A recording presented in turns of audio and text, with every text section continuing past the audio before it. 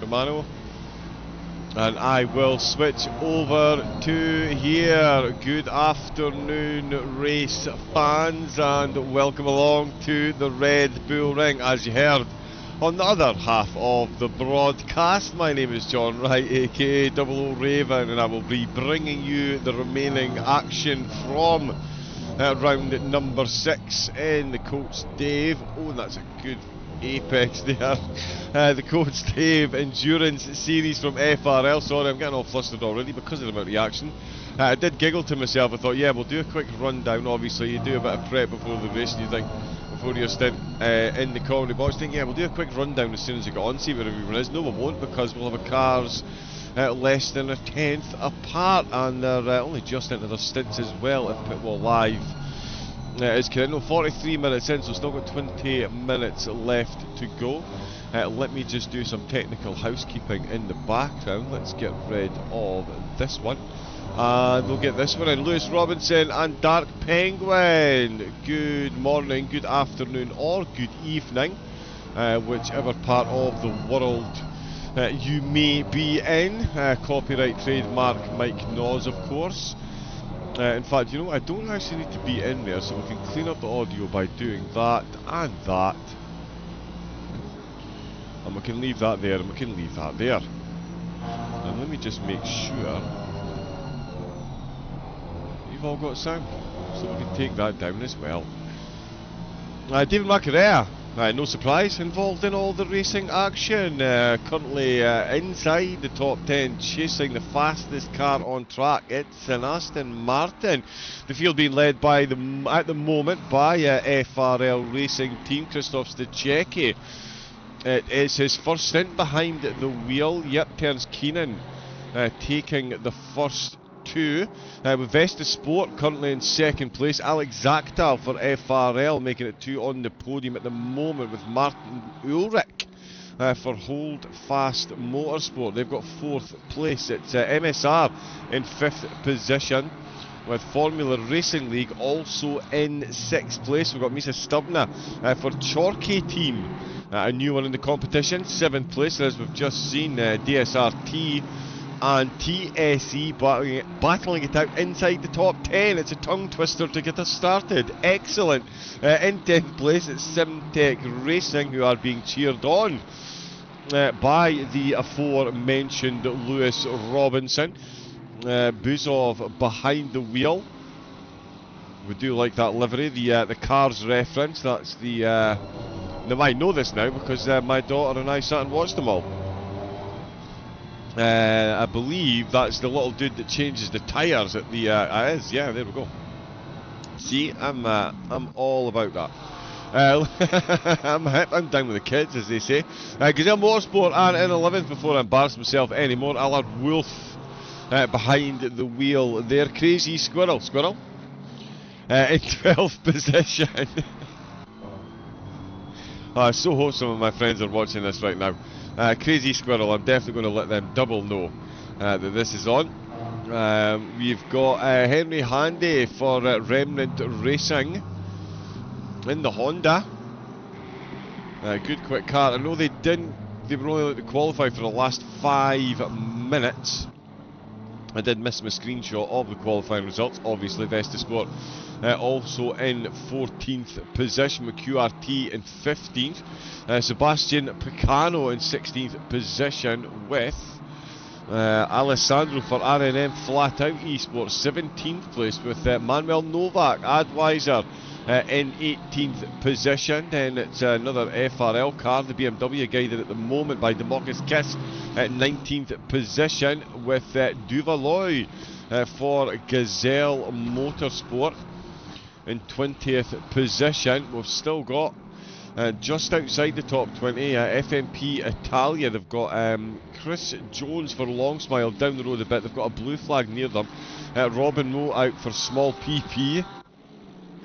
Soft and Hooded race team in 23rd position. James Williams, what livery is he sporting today? Oh, he's in the Porsche as well. He's forsaken the Ferrari. Up in 24th position though. So good drive there. Drew Burakovsky for Viewship. Now, how has his livery not worked? I've commentated on Drew's car in multiple organisations. That should be there. TSE, I've got a car in 26th position, Emmanuelson behind the wheel. Not sure what team he's in, my apologies. FMP Italia also in 28th position, FRL. Got a McLaren in 29th with Back Marker Racing. Bananas in Pyjamas inspired livery there. Flashbacks to my early parenting days.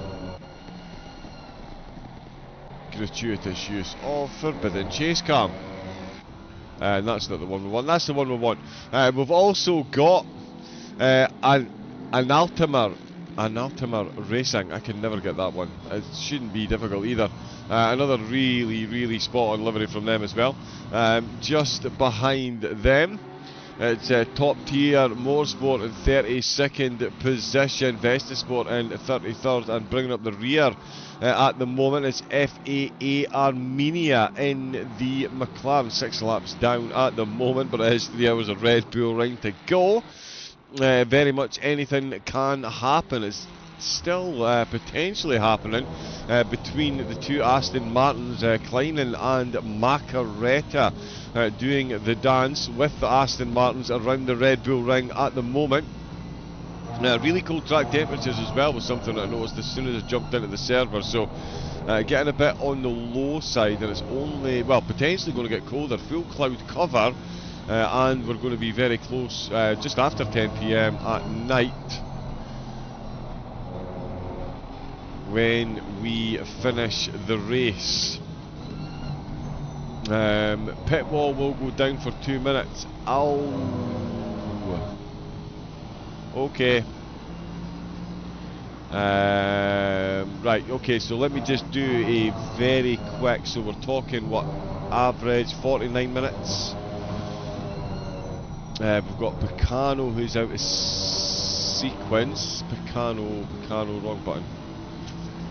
Who's Picano driving for? Oh, they're going for an overtaking. You see this? He's going for it up the inside of turn number 1, and he is going to have a nice little nosy at it later on the brakes. Keeps it on the apex. Oh, there's contact on the outside. He touches him again. Oh, and almost straightened him back up, and it sends him off into the side. That is an unfortunate one there. Let me put this on. Oh, forbidden chase cam. I know we don't use chase cam. My apologies. We're going to do that while I quickly look and see who's doing what in the pit stop. Sorry, I'm just trying to visualise this so I can, just so I don't get too confused. Oh, tap, that almost straightened them out. Not quite though. Oh, Alessandro with the yellow flag. The flat out car coming under pressure from Democus Kiss at the moment. Sorry, we've got off Helicam as well. As Handy comes in to take a pit stop. I still want to find Sebastian Picano if I can. Oh, Kiss getting it done round the outside after Remus down the hill. Certainly a power move into the power corner. Almost pulls it off. Not quite though, the McLaren holding ground. There's James Williams coming in to the pits as well.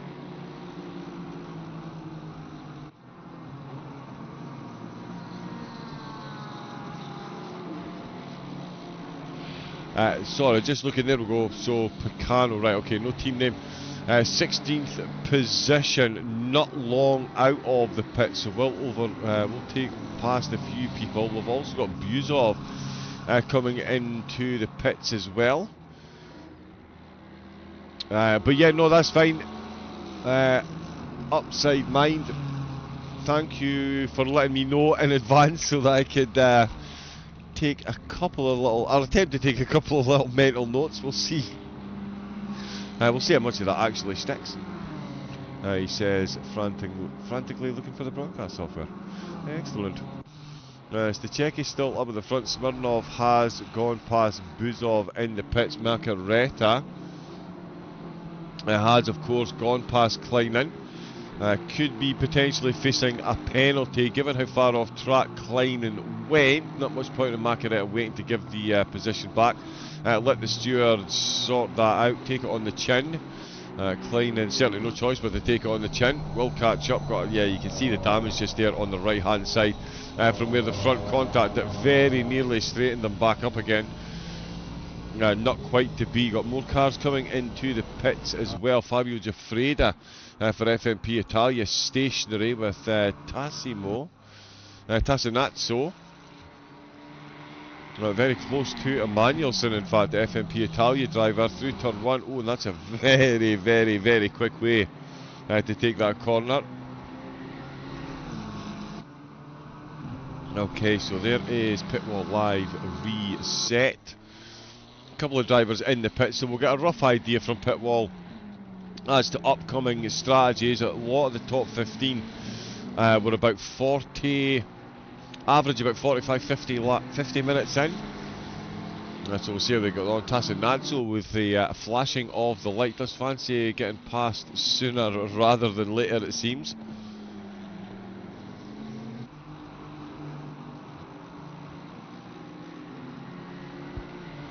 Ah, perfect. Yeah, a couple of pit stops have registered.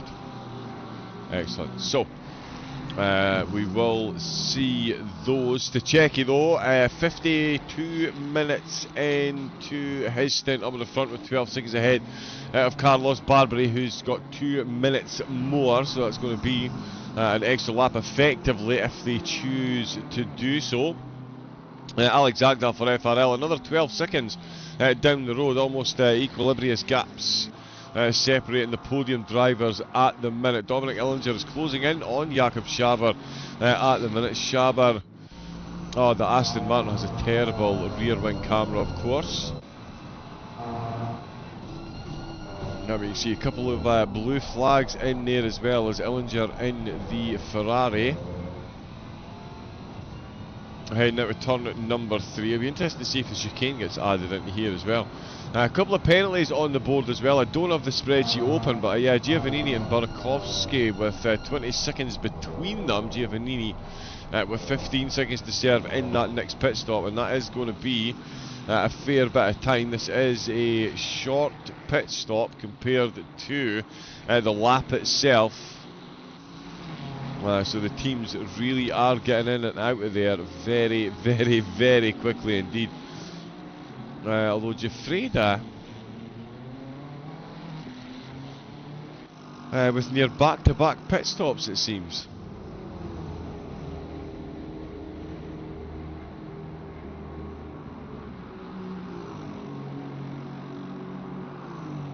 Yeah, Giovannini's in the pits again. Stachecki still leading Barbary in second and third. That's where we were looking at the one, confused as to why they would be back in. Incident sheet, thank you very much, James. Absolute legend. Straight out the car and absolutely on the ball. Let's OK that. There we go. Racing incident caused chaos in turn 1.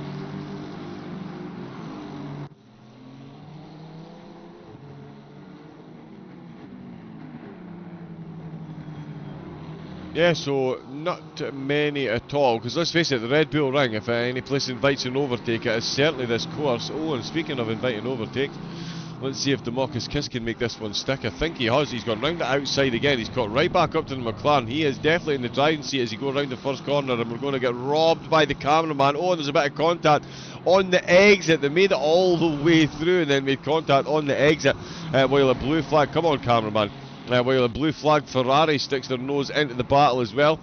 Kiss with a very good move in the end then. That contact, oh, and it's the McLaren that's ended up running wide. The Ferrari, now, wow, that's the race leader. So that's not just any FRL Ferrari, that's the M&S FRL Ferrari, because it's the one that's leading the race. Stop, go, 30-second penalty for speeding in the pit lane. I'm actually surprised I managed to get through a rundown of all the cars that are in the race. It's no surprise that as soon as I have, it's all kicking off again. Stachecki involved in blue flag battles. His teammate Demarcus Kiss getting the overtake done. The McLaren waning ever so slightly. We've got Gava, that is. Or his teammate for FMP Italia. They've picked up that stop go 32nd, so it's going to be another out and in lap for them. Tassinazzo for FMP Italia. He's in the pit. Hopefully the teams have got that one sorted out. And of course, actually, it's the first time I've commentated on a race with the Ford in it. Only one of them in there. I have had a quick nose here. It does look and sound very good. It's yeah, quite the Ford dashboard though. But yeah, so we do have a Fordy in the race. I didn't even notice him when we were doing the rundown actually. They're the bananas in pyjamas. I thought it was. I declared that was a BMW. That's so much hay fever medication I've had today. Demarcus Kiss in the pits. Tassinazzo will, or the car certainly for FMP Italia, will be exiting as their teammate comes in. They've got one lap left to serve that. We've got Brunschninks for QRT pulling into the pits as well. So too Martin Ulrich. Now that does seem...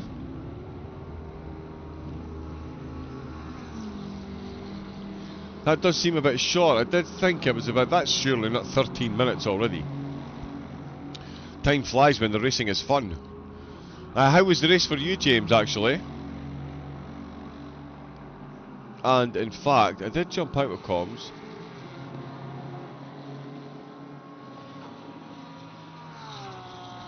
But yeah, James, if you do want to jump in and say hello, feel free. So let's see now, Stachecki. He's definitely clear of those other two drivers. Ulrich and Wolf both coming into the pits. The crazy squirrel team. Extra points for that livery. Simtech will take a position. Picano. So for me, that's a couple of teams coming in a little bit early.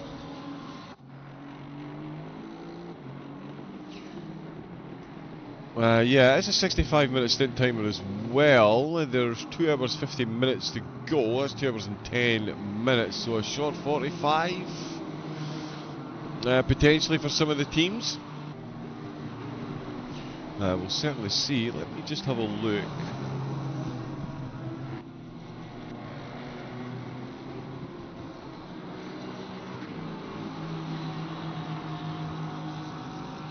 Yeah, it's 65 minutes.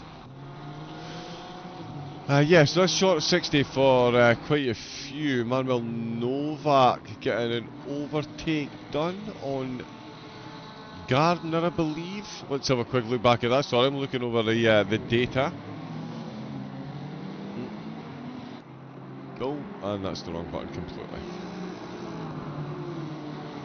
Oh, 2 hour stint next up. Never mind. Yeah, focus on that. 100%.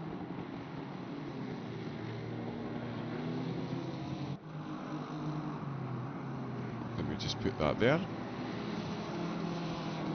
Ah. You know when you have one of those moments with the PC when you move your mouse the wrong way and suddenly everything opens at once?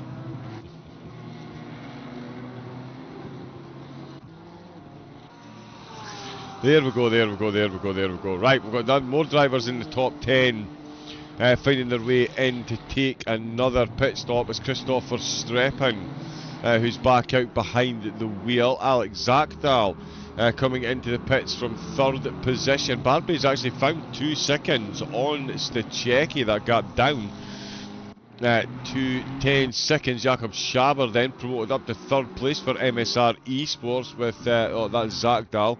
Where is Illinger? Oh, there he is. Yeah, up to 4th place. So still more FRL in the top 5. It's really difficult to see that, unfortunately. Kleinen's still got the fastest lap of the race. We'll see if that does improve. It does. Oh, and the sun is coming back ever so slightly. I mean, at this point, it's apples and oranges, really. Between the 15 degrees, what could it potentially got up to 17 degrees, maybe? If the sun was to come back out at 7:18, got more drivers in and out of the pits at Burakovsky. Did he just come in and out? Was it Kiluruso? Down in 20th position. Yep, Simone out for the RNM team. It's amazing how much of a tongue twister RNM is, but purple burglar alarm is absolutely no problem at all. Who'd have thunk it? Samson's out behind the wheel as well. For top tier motorsport, they're back up to 31st position. Von Kudrowski out for Anhaltemer Racing, hopefully doing that some kind of justice. Christian Tucci out for Vesta Sports. Sargazian still out for the FAA Armenian team. Duvaloy into the pits for Gazelle Motorsport.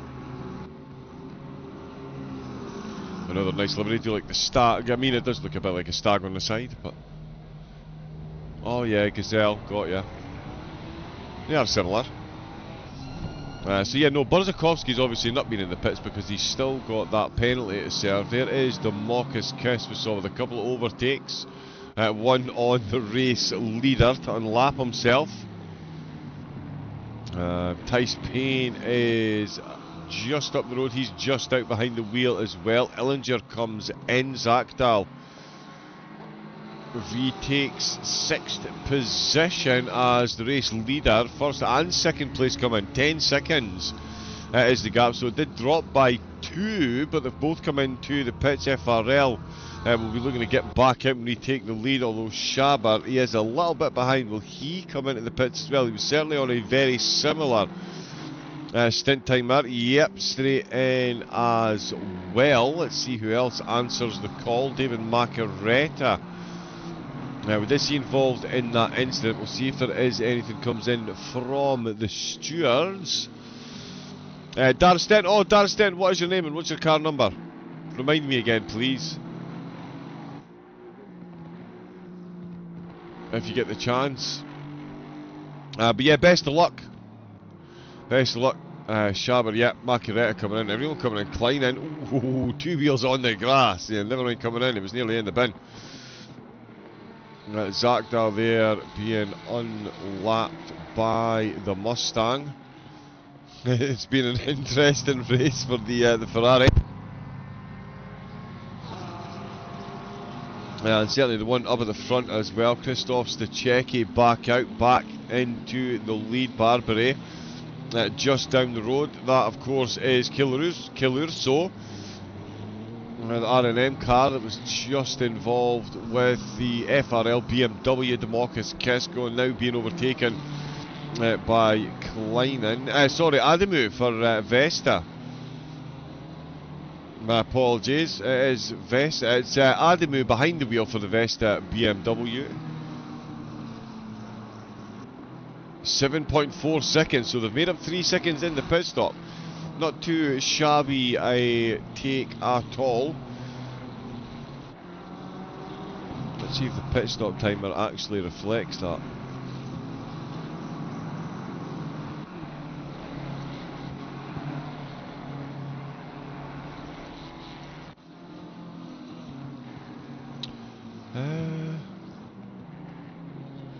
No, I seem to be missing some of the data on there, so we'll ignore that and move on. We can see they're 3 seconds closer. They were 10 seconds when they came in, they're now at 3. Zakdal has lost 3 seconds as well to Adamu, so that confirms then that most definitely Vesta Sport have got a pit stop 3 seconds quicker than both FRL teams, front and back.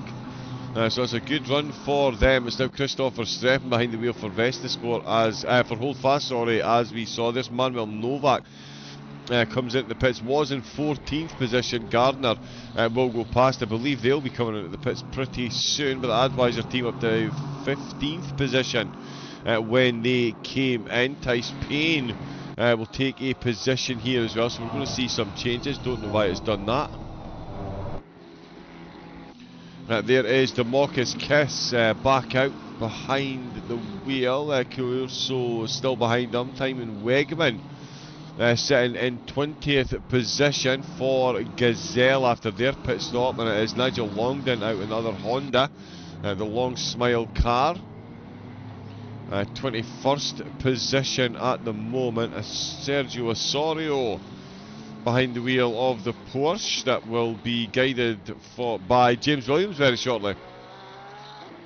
So a good drive by them. I do like the front right wheel on it. It sounds very good, the Porsche.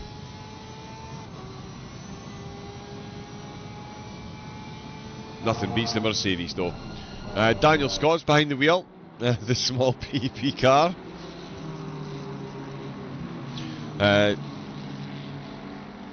Data feeds are not properly defined.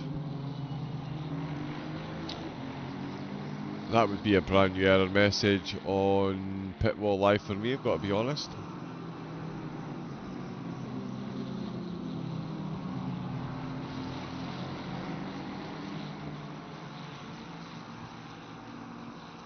There we go.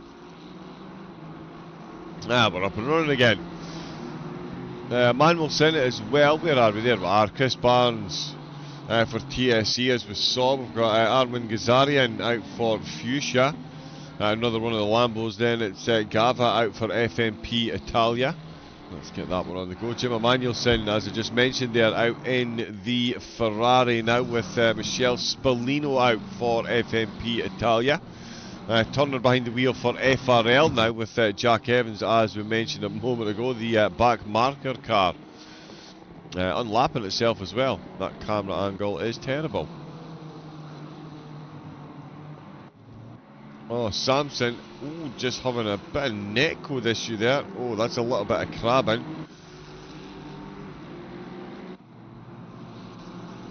Yeah, a bit of crabbing there, sorry, from Samson. That would have certainly thrown off the BMW car. Was looking to unlap itself. That is not the best connection there at all, is it?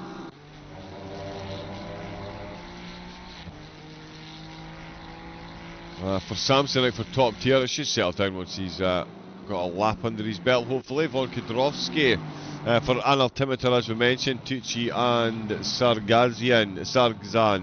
Sargzian, sorry. I'm going to butcher that one for the rest of the race as well.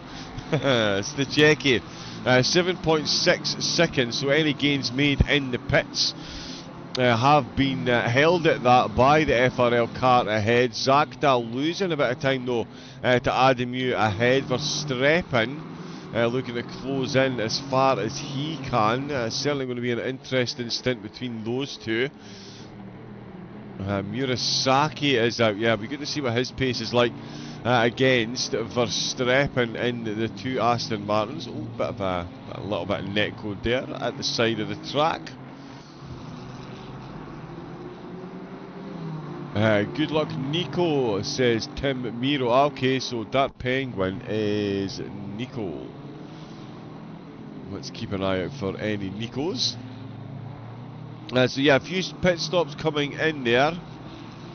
Buzov still needs to come in, so does Picano, which you knew. Yep, Gardner as well will be in pretty soon. Sergio Osorio will be in the pits as well. We've had a couple of cars. Gav have been in and out of the pits. Those penalties, of course, speeding in the pit lane, absolute agony in any race. Especially, yeah, just at the halfway mark as well, just as you want to build towards the end. That certainly slows that ever so slightly. Hayden Harter and Nikola Buzov for Simtech Racing now both find themselves ahead of Nico Dudek, the DSRT car, with the fastest lap of the race so far at 127.980. Did have some contact with the TSE car, now find themselves down another position after the pit stops. Dudek is closing up to the back of the two cars ahead though, which at the moment are a lap up. Oh no, they're not quite a lap up, sorry, I was looking at the other TSE livery. Adam is still 7.4 seconds ahead of, behind Stachecki. Zakdal is now 11 ahead of Verstappen, who's 7 up on Murasaki, so he's finding a bit of time there, is Verstappen. Zach Dahl is going to need to push the pace ever so slightly, though it's holding at 11 seconds. He's definitely losing a bit of time to Adamy though, so yeah, needs to close that gap, see if he can make it a bit of a podium battle at the end of this stint. Try and push Adamy to the end of time. Oh, and despite the sun coming out, the temperature has dropped.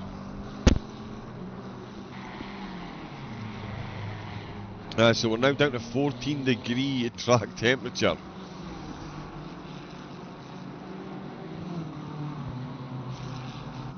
So yeah, it is definitely going to get cold. 7:30 in the evening local time on the track. It's Stachecki and Adamy freshly out. We're still looking for Picano Barnes as well. Looking to come in for a pit pretty soon, I would say. Gazelle Motorsport, their Mercedes, oof, almost going sideways. Down into Worth. Yeah, no, keeps it nice and neat on the exit though. It's Keitelars behind the wheel there. Who else have we got cheering on in the chat? Any of the other teams watching? Who do we fancy for the win? We've still got 2.5 hours to go. It's Stachecki, still 7 seconds up the road. 2 FRL cars on the podium. One of them with a blue flag. That's Picano. That's the Picard we were looking for. Yeah, Picano's going to be one of the last pitters during this phase, just out of the last corner there. Zach Dahl will be looking for a bit of slipstream into turn number 1. Certainly based on the driver briefing, which I did sit in on, Picano has actually just violated the rule. Yeah, Zach Dahl was within 0.3 of a second on the way into the corner, which means Picano needs to have moved over on the next straightaway. But we'll get out the way. Maybe a corner late for Zach Dahl's liking, but he is past. There goes Picano straight back into the slipstream, and Picano as well there. I was about to say someone's picked up a drive-through for track limits, and it is Picano himself that has picked that up, so it's going to be 2 trips into the pits very, very shortly. Demarcus Kiss looking to get involved in some more overtaking action as well. It's Jan Barth back out behind the wheel of the Advisor Porsche, 17th position with Thijs Payne for QRT ahead. Kiss looking to get another overtake or 2 in this stint, much like the previous one, and it is the Porsche of Barth that is under pressure at the moment. I do like this front wheel camera on the BMW with the exhaust pipe being there, and Kiss looks like he might make short work of this one. Out with turn number 1 and into turn number 2. They're side by side through turn 2. The drive-through, just a reminder there for Picano to steer that, and you can hear the Porsche on the other side of the BMW, and not much. Yeah, very clever driving there by Jan Barth. I think he realised that Kiss was that bit quicker. Certainly with the slipstream as well, no point in putting up too much of a battle. Just yeah, let the driver take the line. He holds it outside line as well, gets out of the slipstream just to make sure he doesn't carry too much speed down the hill. And he is going to hand right on the back there.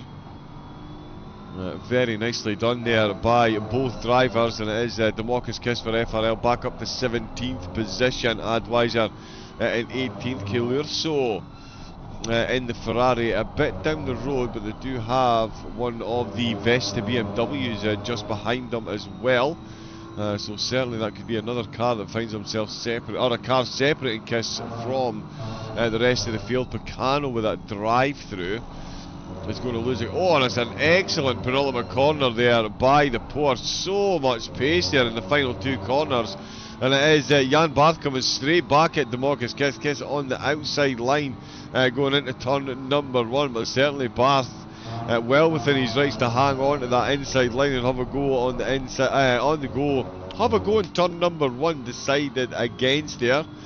Hammerheads will prevail. To finish first, you must first finish.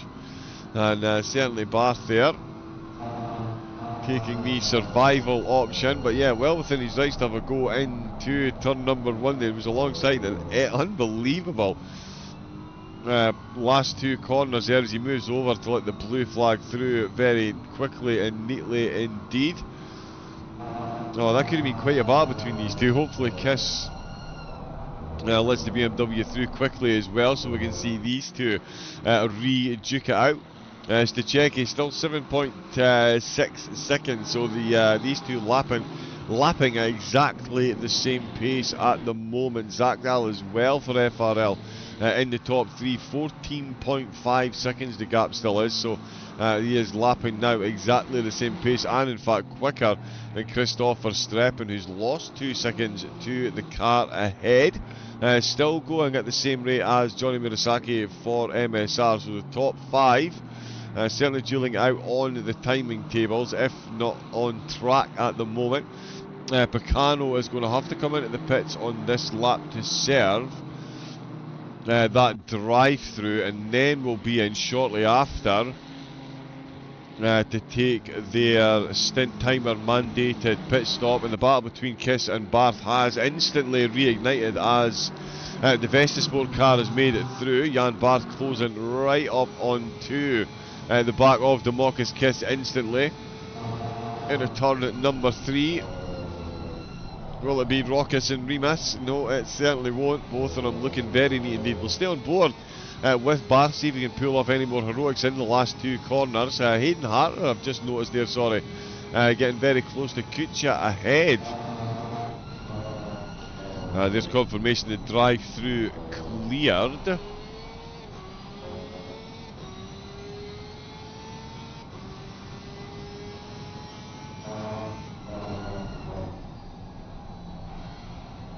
Oh, that'll move that out of the way.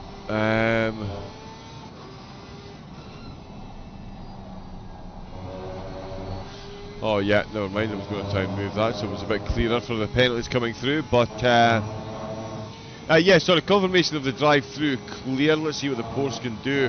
And oh, and a lot of traffic ahead as well.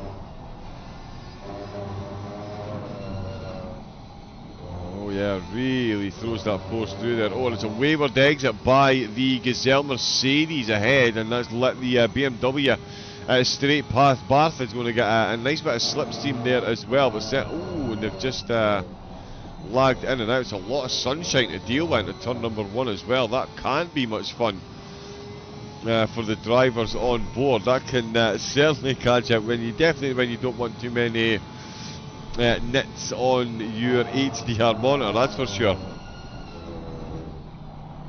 Especially with corners like that, you see the sun just bouncing underneath the visor, just pops in your face 3, 4, 5 times in the braking zone. I can certainly make it an interesting proposition. That is Democus Kiss ahead still. Now got that wayward Mercedes between himself and Jan Barth. I'm sure he'll be grateful for the extra backup once again. He has been a bit lucky with the blue flag traffic there. We saw the run that Barth got out those last 2 corners. That could certainly have been an interesting one. We'll see if Barth can close back up to it. Stachecki now starting to get the foot down again. He's found himself a second over Adamu. Ketelars. And another yellow flag there. A lot of yellow flags on there for no reason at all. Picano, as I mentioned, a couple of times into the pits pretty soon. Chris Barnes is surely going to be in soon as well. So too Sergio Osorio. Because of course the drive-through won't clear a driver stint timer. That's why you definitely don't want to pick a drive-through up at the end of your stint. That can end up taking you over, and that is absolutely the last thing you need. A drive-through for track limits, and then a drive-through straight off the back of it for going over your stint timer. In fact, we're going to have a look and see.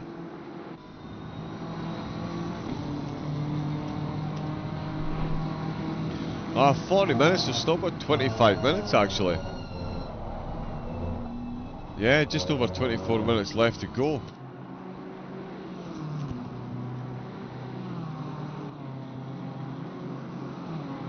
Yes, so still got some time then after that penalty, so yeah, well within. Yeah, I mean, yeah, so then not too bad an idea to stay out for as long as possible on the tyre with the track being so cold, getting them back up to temp. It's going to be a touch of a pain. That, of course, being one of the biggest detriments to getting yourself a drive-through during the races when the temperatures are like this. Oh, we've got a car off the side of the track. It's one of the FMP Italia cars, the McLaren. Down into Worth, I believe that is. Yes, it certainly is. Oh, and just a whole lot of oversteer from the car. Off into the gravel. And that is, yeah, down the field for the 968. That was a position or two lost there. We're still on board with Nico Dudek at the moment. He's looking for an overtake down into Worth, the corner we've just seen wayward. It's Buzov that is ahead.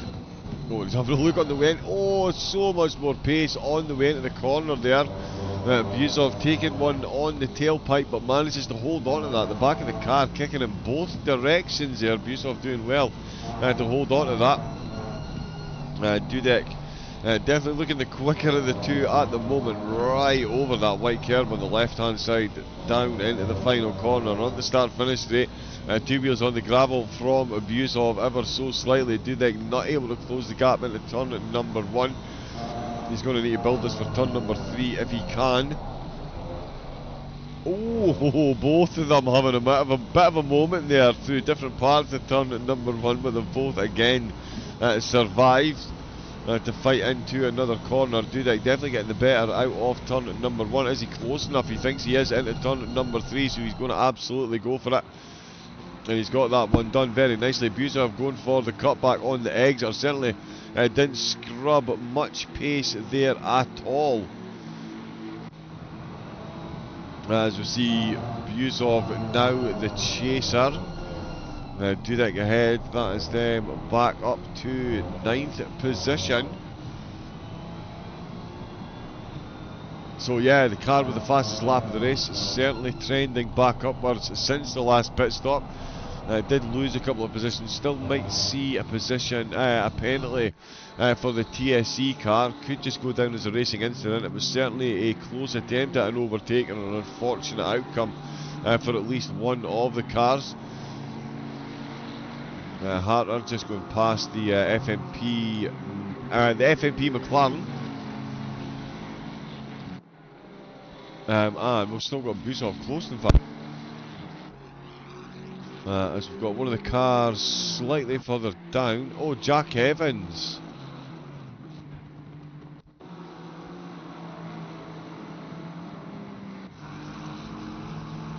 Let's just have a look and see. Oh, and it's the same corner. Oh, he almost held it as well. Almost held it, but yeah, the same corner we saw the FMP Italia car. We're now seeing Evans in the Mustang, and I'm not sure there's many comparisons between the McLaren and the Ford. So yeah, that could be a bit of a hot spot. We've got Marco Zachary. Let me just get a closer on that. There we go for Vestasport. Still clocking in the top 15.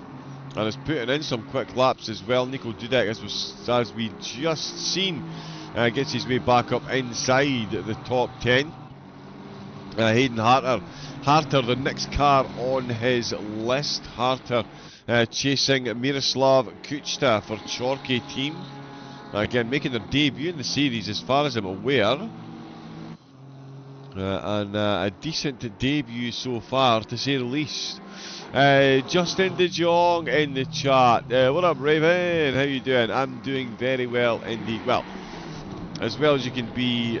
Let's just say ginger people do not do well in heat. It's not just direct sunlight that. Yeah, so between that and the hay fever, one very warm, blurry-eyed double O Raven today.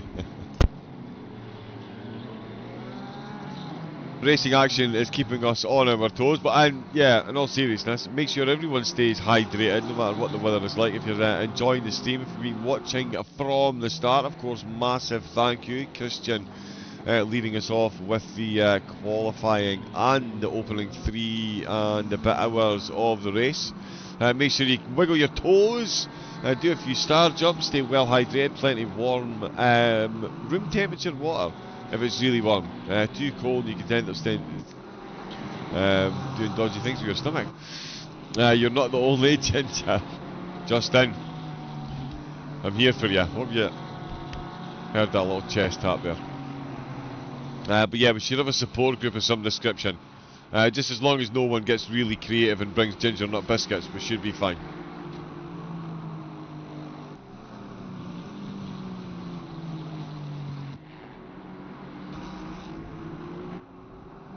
And that was legitimately just a pause to hydrate. That was the terrible. Several bottles of water, and yeah, plenty of tea with honey in it. That's always a good way to go. Adding me now 7.4 seconds between himself and Stachecki. Alex Zakdal still running very quickly as well. Nigel Longdon just having a minor moment on the way out with turn number 3 there. But yeah, still good. No changes in the drivers. Jack Evans just sparking a white. Oh, okay, so he was just letting one of the blue flag cars past after that incident he's had. Good luck. Yeah, best of luck, Justin. If you are getting behind the wheel yourself, which I imagine you will be. There we go. All your Athor for Crazy Squirrel. That's the driver that took over. Let's have a quick look at this livery, shall we?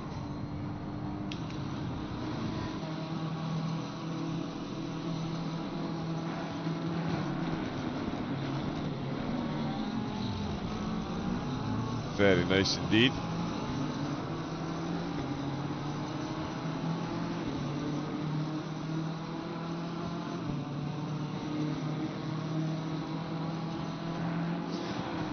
So yeah, Crazy Squirrels.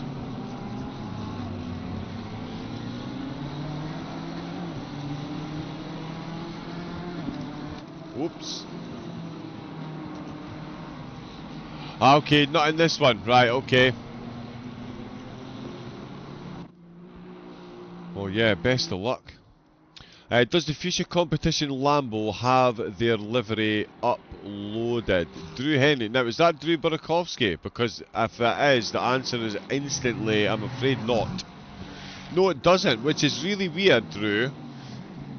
Because I've commentated on your car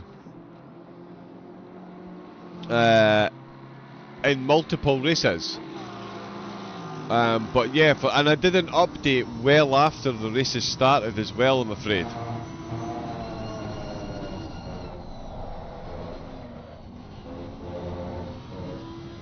Car 301 as well. Is that the bananas in pyjamas? That was very good. Car 301 having a... Oh, Gazelle.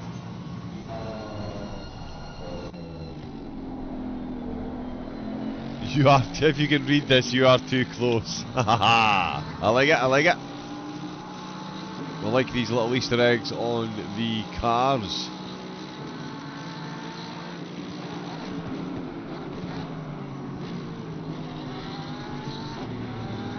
Drew, yes. Yeah, but for some reason, I'm afraid to say the Lambo livery is not on there.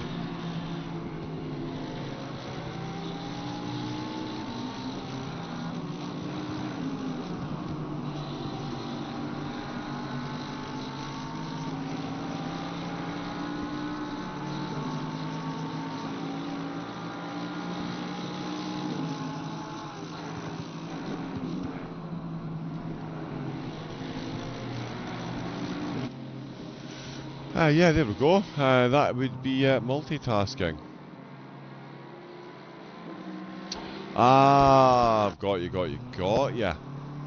Yeah, driver names above the door, we do like that. That's always a classy touch. Always a classy touch.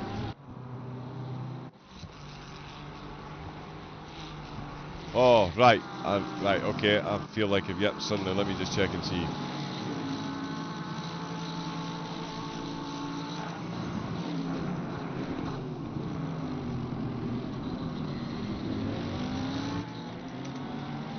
There we go.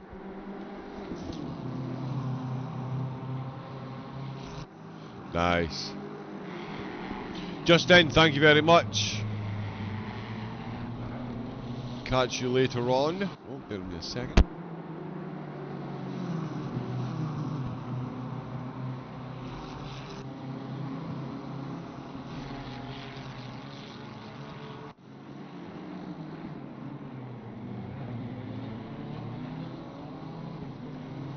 Okay, yes, I do need to take a very quick pit stop myself. Unfortunately, the automatic camera is not working. And how is the volume of that anyway? Needs to be there.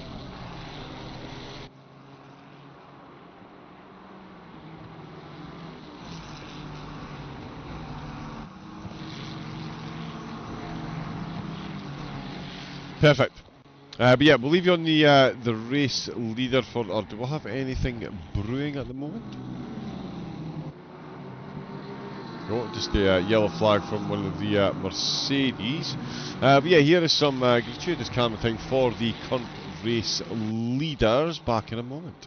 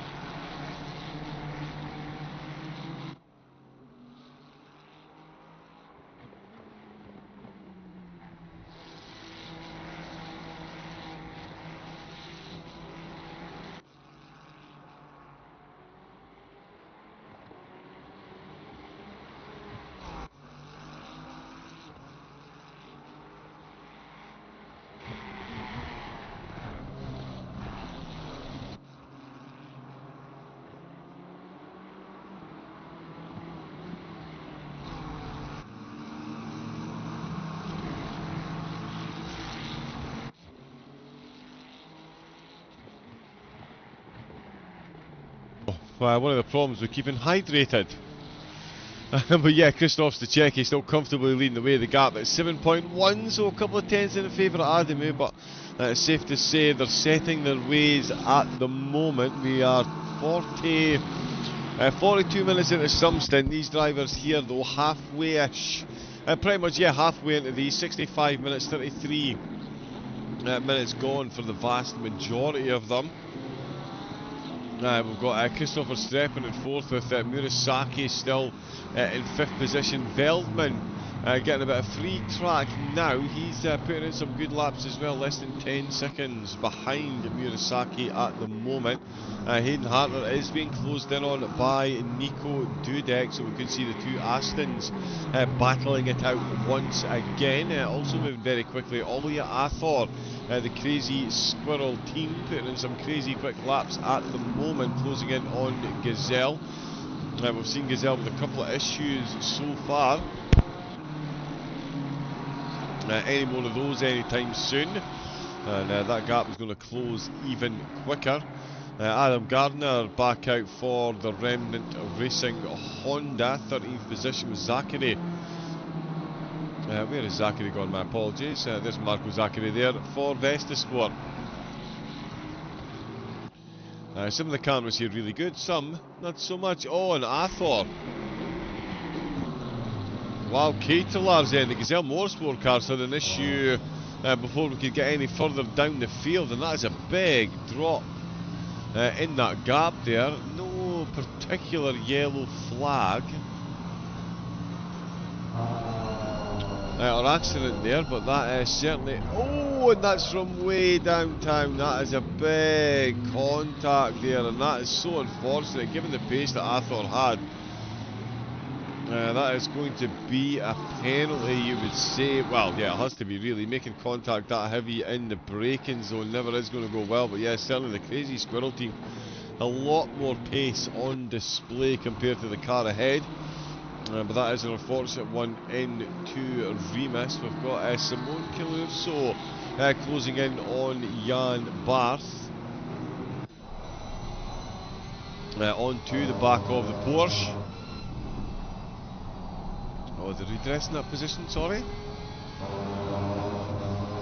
Ketelar's leading the way in the front, no, 6.3 seconds. Jan Barth had a solid stint so far, but Kilurso is closing in very handily indeed.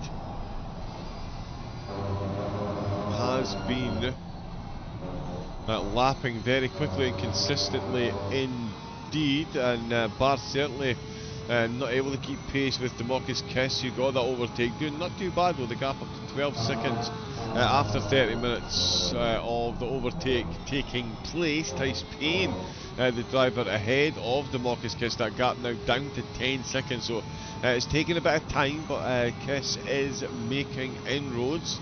Looking to get up to 16th position overall. Kilurso looking for it into Remus, certainly signalling up the inside line. Barth staying as wide as possible. They're certainly happy to oblige, not putting up any crazy defences as you would expect from Barth. An absolutely solid driver for the Advisor team. Kilurso will fancy his chances pretty soon though. They've got a Lamborghini closing up behind them. That is the Fuchsia car in 25th position, looking to unlap themselves. They certainly look like they've got the pace to do so at the moment. And down towards Wurth and Nico Dudek inside the top 10. That's his rear wing, there is his front wing, and into turn number 3 he's going to have a look at this one. He's going to go side by side. We've seen this in turn number 1 between these two. TSC were on the inside. Dudek not able to make it stick on this one, but you don't imagine it'll be too long before he tries that again. Down into turn 4, heavy on the brakes. He's going to stay right behind, right out on that white line there. And Harter there missing the apex on a bit of a wobble, and that is all it's going to take for Dudek to walk through. He's got his nose in front now. He's going to be on the outside line here all the way down this corner, so he really needs a good run. All the grip is going to be in the favour of Hayden Harter, and Harter making the most of that while he can, you would say, because that is not the camera will want. That is heading towards the penultimate 2 corners on this lap. Then Dudek has absolutely monstered the gap between the two of them, and it's game on between these two cars once again. It was of course the other way round the last time we had this battle, and is it going to be into turn at number 1? We see them go side by side again. Look at the extra pace out of the last corner that the DSRT team has got. He's going for it up the inside. It's turn at number 1 once again. It's a role reversal, and Harter thinking about the cutback there on the way through, but it was Nico Dudek with an absolutely solid overtake then. Let's jump on to Forbidden Chase Cam and watch this one and see just how committed he was. And of course Hayden Harter certainly played a part in the smoothness of the overtake. I think he realised at this point, yeah, there's just so much more pace in the other Aston Martin there. Right up the inside, he does leave plenty of room there for two wheels onto the tarmac. He just sails it up the inside line. And on the exit, a very good exit as well, showing that he really did get that nailed. Hayden now finds himself in 9th position with the SRT's Dudek. The fastest car, holder of the fastest lap of the race so far, and certainly showing they've got the overtake now to get that done as well. With Adam Gardner now looking for an overtake, it is Ketelars. Now that car does have a good rear wing. So it is Ketelars for Gazelle Motorsport. Again, the Mercedes had a couple of awkward moments, and of course did take that big contact in the rear from the Crazy Squirrel BMW. They now find themselves under pressure from Gardner in the Honda. Coulurso still behind Jan Barth as well. In fact, Barth doing a phenomenal job of defending his position at the moment.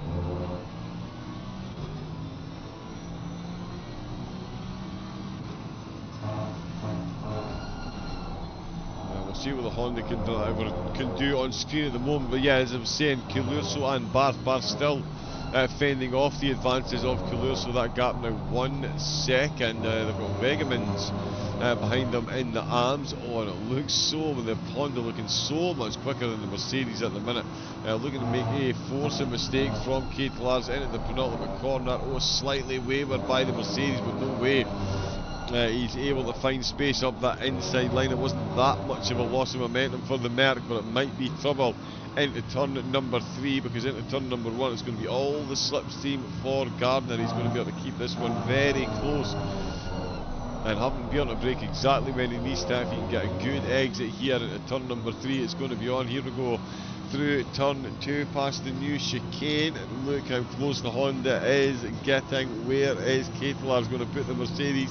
He's got the outside line. Is he going to go full send up the inside? The Honda thinking about it, not close enough as the Merc, and the Merc keeps it between the Mayo and the Mustard. Very good exit there by Ketelars, keeping the Honda behind, and it does look like they've still got the Lambo ahead. That's the Fusion Motorsport car in 25th, so they did unlap themselves.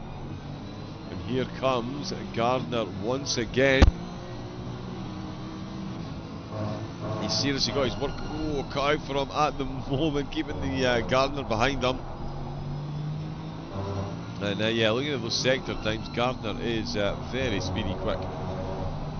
Oh, but Ketelars again got the car exactly where he needs to. Still exactly the same up with the top 3.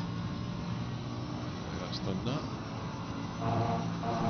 But Gardner a 1/10 of a second. Coulurso still behind Barth as well.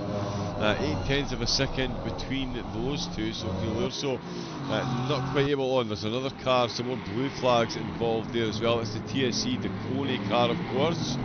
As you see someone else coming out of the pits. Oh, I think it was Von Kudrowski. Yes, it was. Yeah, so the Mercedes just coming out of the pits as well. That is Zeffirino Gano. There is Picano finally coming in to end his stint. And let's see if Gardner's got that done. No, he has not. Still hanging on at the back though. They've got a bit more traffic ahead. Certainly Ketelars doing well to fend off that Honda, who for all the world looks, yeah, no offence, no shade being thrown at Ketelars, but certainly Gardner looks to be the quicker at the moment. Just can't quite find that overtaking. Is that the Lambo back behind? I believe it might be. It is.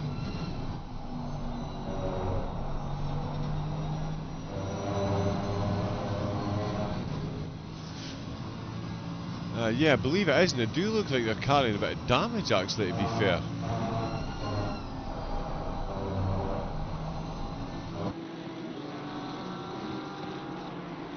Oh no. No, I'm looking at the wrong car.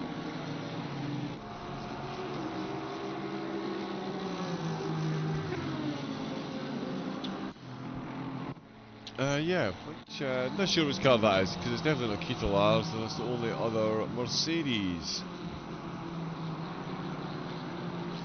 Gardner pulling it close once again. Oh, and he's gone for the shimmy, shimmy, shake. He's gone to the outside. The Mercedes is defended. He sent it right up to the inside. He's on the inside apex. Oh, and the car's just about kicking him off. Then he moves over at the very last minute.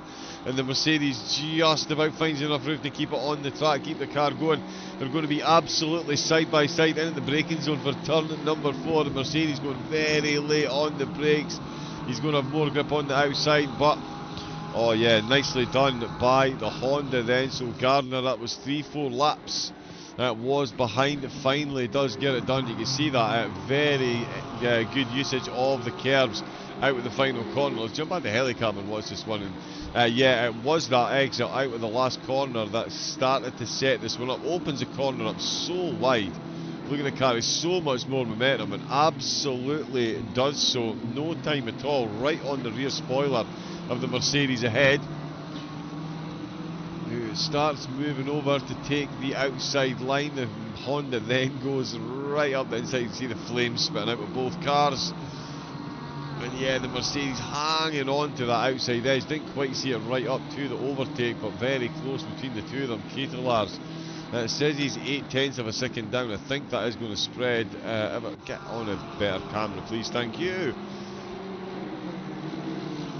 So yeah, we'll see how much pace there is. The BMW. It's not Adamu. That is the other Vesta Sport BMW, which is not that one. There it is. There's Marco Zachary in 14th position. It's just behind this battle as well. He does have that other black Lamborghini behind him.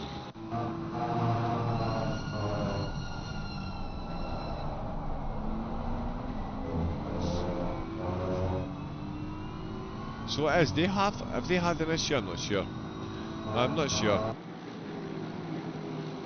No, they've not got any damage. They're running fine. They're running fine. Let's have a look and see. We've got Samson in the Ford looking to get himself some overtakes done, although they do have the TSE car rolling into the picture as well. Sorry, it's not Jack Evans, it's Nicholas Sampson for top tier, chasing down Christian Tucci for Vesta Sport. So we've got battles brewing further down the order as well. It's for 30th position between these two. Tucci in 30th, holding off Samson for the moment. Apologies, Jack Evans had someone close on the radar. Oh, Kilurzo still looking for a way past Jan Barthas so far. Been unsuccessful, it seems. Do you think more drivers will get drive-thrus in the closing hours? Yes, 100%. That is one of the. Well, yes, you know yourself, Drew.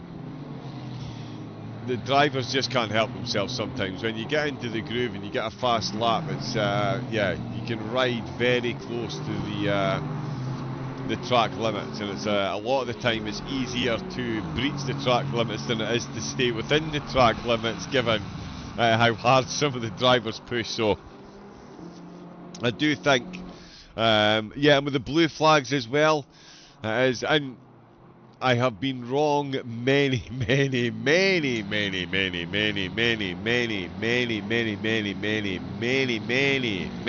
times before. But yeah, no, I just think it's one of those tracks that it just really does invite you, because it's one of my absolute favourite tracks in the world to drive. Any car at all, I love flying around this track. It's just so good. But it's like Misano. Misano, I think, for some people can be underrated for track limits. Like, I didn't realise how easy it was to breach the track limits at Misano until I actually learned how to drive the course and got by my standards, a bit of time round there. I'm sure I'm still 4 or 5 seconds off the quickest in the world, but yeah, that was certainly the first time I got that's the first track I ever got, Misano, the first track I ever got a drive through for track limits during a competitive race. And I do feel that, yeah, the Red Bull Ring certainly My F4 experience, very easy to get the track limits on the way around this course. Tice Payne into the pits for QRT. Oh, Nicholas Buzov is into the pits as well. Time flies when the racing action is coming thick and fast. Dudek. Huh?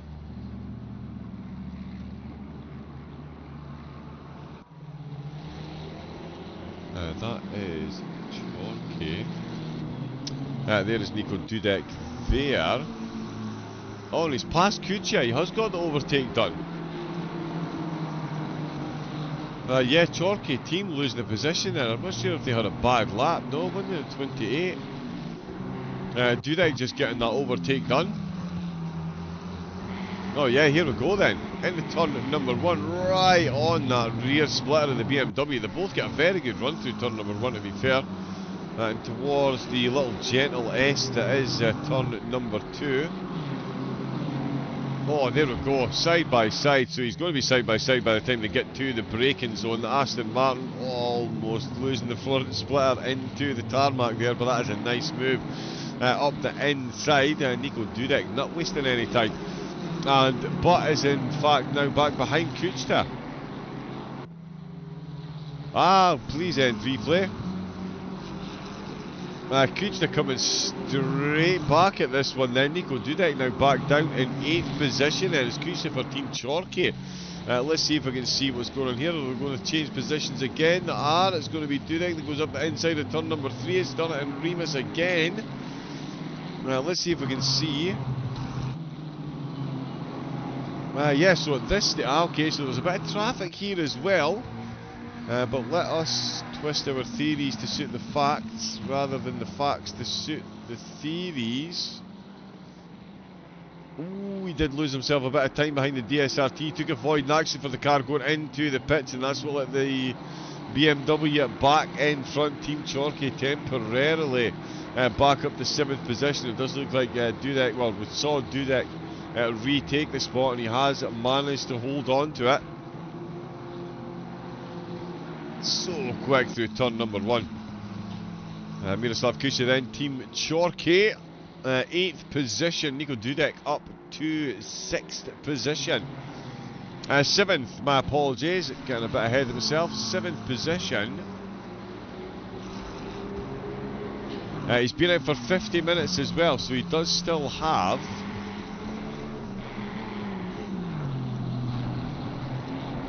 does still have a bit of time to work his magic before he comes into the pits. The Czech is still working his magic up at the front of the field.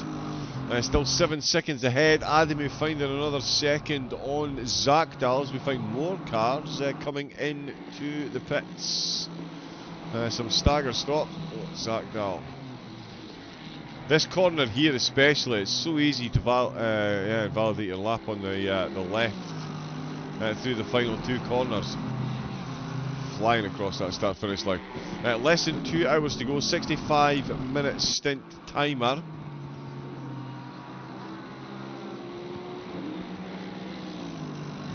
So yeah, 2 pit stops to go for the teams. I've got a couple of Gava and Tucci there in as well, Gardner.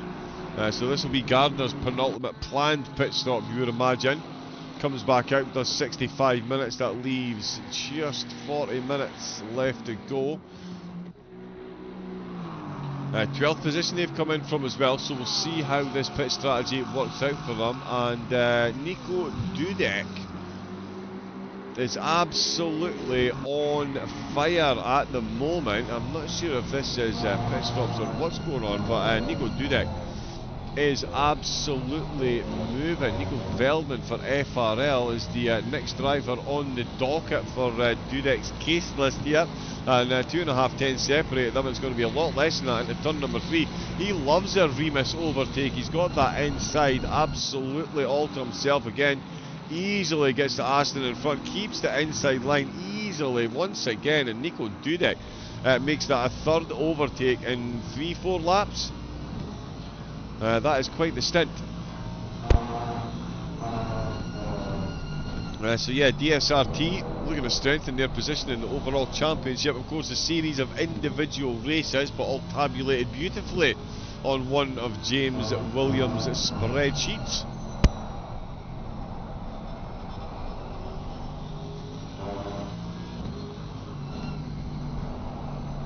There is Christopher Streppen in from the top of the tyre, 58-minute stint.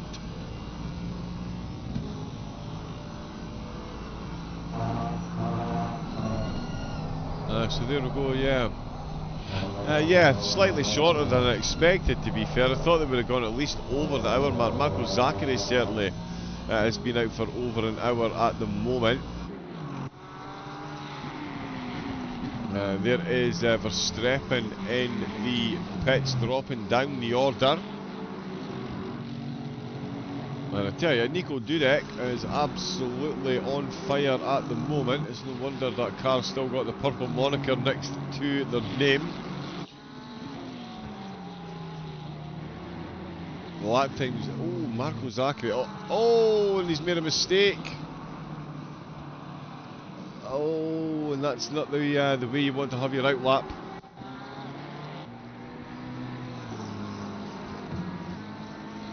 So comes out of the pits. Let's just have a look and see if this is a similar to position.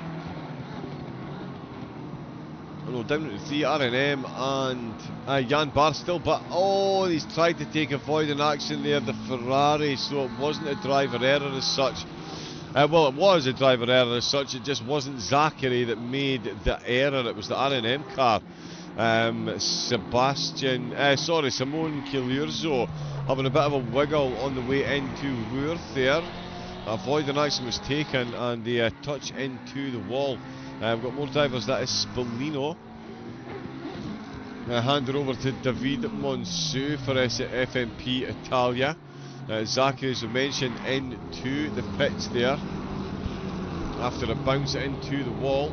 Wrong place, wrong time. Kuchta is not on screen at the moment. That is Veldman being overtaken, as we saw with Dudek. Absolutely moving. I tell you, Miroslav Kuchta, in fact, has caught right back up to Veldman. So the position that Kuchta lost, it looks like he might regain that. But from a different driver. It is Nico Veldman coming under pressure now in the FRL Ferrari. They have got, well, I was going to say they've got a bit of time left on their stints, but we're seeing drivers coming in pretty much on the hour mark. Although, yeah, that's Kuchta been out for an hour. Veldman 58 minutes. Let's round that one properly. So, Veldman got an extra 2 minutes. Down towards Worth. Will that get one done before the pit stops? Democus Kiss into the pits as well. 1 hour and 3 minutes, so yeah, much fuller stint, shall we say.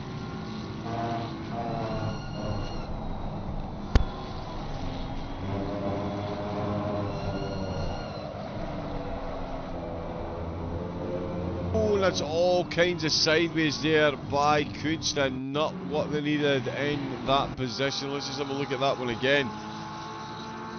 Giving good chase. This is a corner we've seen a lot of incidents in through here, but absolutely planted. But yeah, Kuchta just very quick through the penultimate corner and wasn't able to get the car stopped sufficiently to stop the weight transfer carrying him over. Oh, a bit later on the brakes, he's trying to avoid contact, and yeah, back end massively stepping out. Great save by Kuchta there. The back tyres won't be too impressed, but certainly that could have been a whole lot worse there. Goes full Fast and the Furious through the final corner and does survive. Allard Wolf is out for Gazelle Motorsport.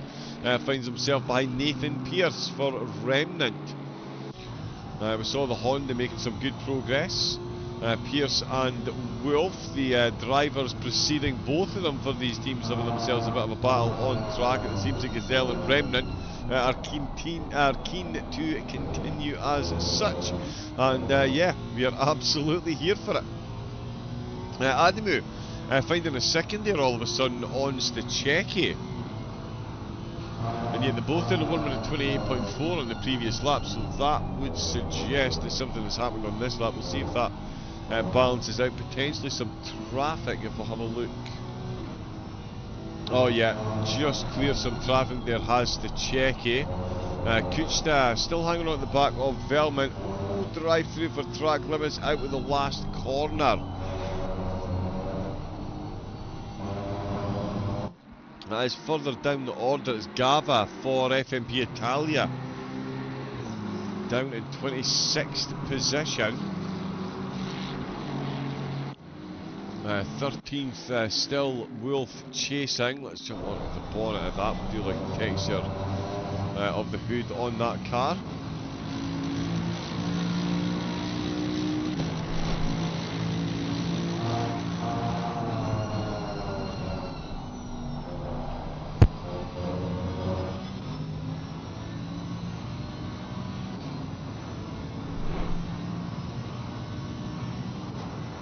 More drivers into the pits. Oh, James Williams. He's just taken over. He's had an incident there. So freshly out of the pits. The track temperature definitely not great. Oh, in the back of the car's just stepped out. He's bounced off the wall and had to hold his brakes massively there to let a few cars past. That is going to be a fair bit of time. Lost FMP Italia going past top tier, going past there's TSE, the Coney car going past as well. Oh, and that was a big contact with the wall as well, unfortunately. Drive through for track limits is where we were looking originally. Zeffirino Gava is the driver that's received that for FMP Italia. Coulurso unable to get the overtake done on Jan Barth. The R&M car comes in from 18th position. Oh, and we've got Wolf very close to Alan. Let's jump on and keep an eye on that. And they've got some traffic coming up to them as well.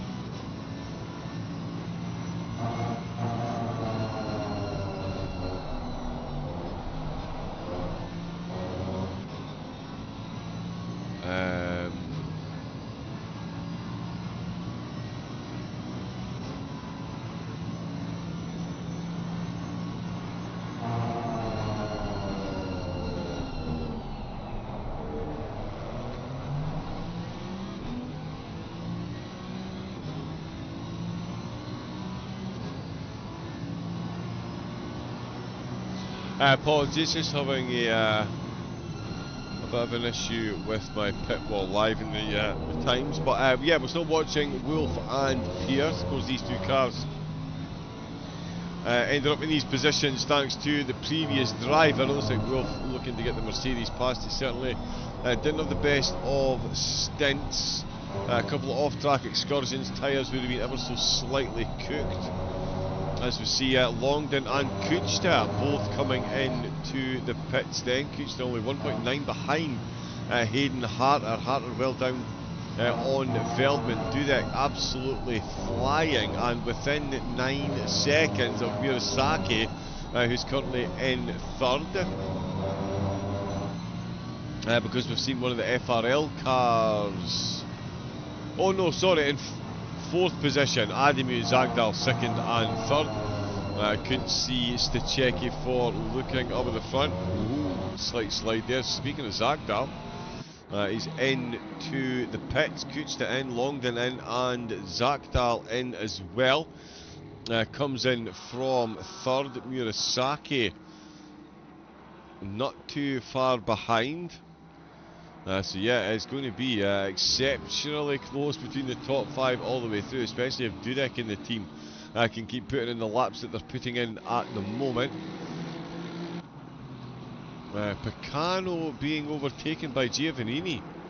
So we've missed that one. Let's see if we can cut. Oh yeah, from way downtown. So I wonder if Picano has had a bit of an incident. We'll stick with Helicam just to see. Oh yeah, big moment. It just goes to show you how close you can be and how much those little wiggles really cost you time-wise on that corner exit. Absolutely banked right. And they're both in BMWs as well. And that is barely a contest. between the two of them.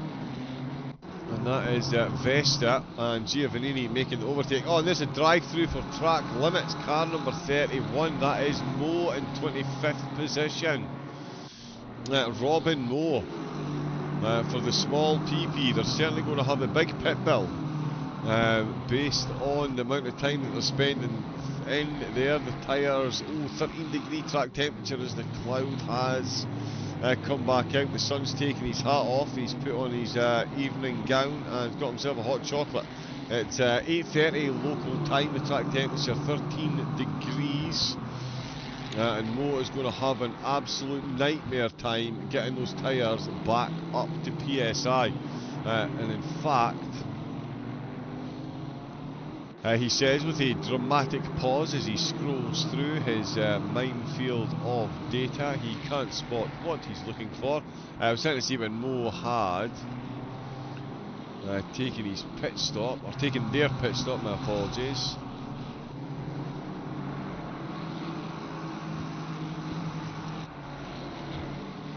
To see how long they've been out for. Nico Veldman.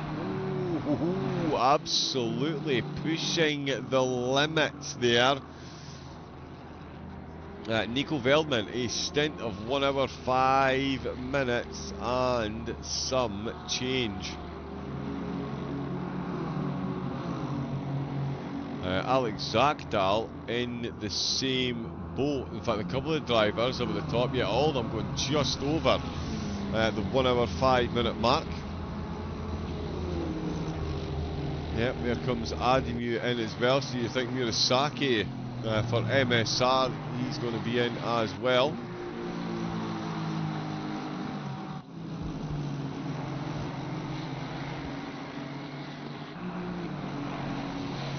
There's the drive-through cleared. Wolf is still trying to clear Pierce. Picano still chasing Giovannini as well.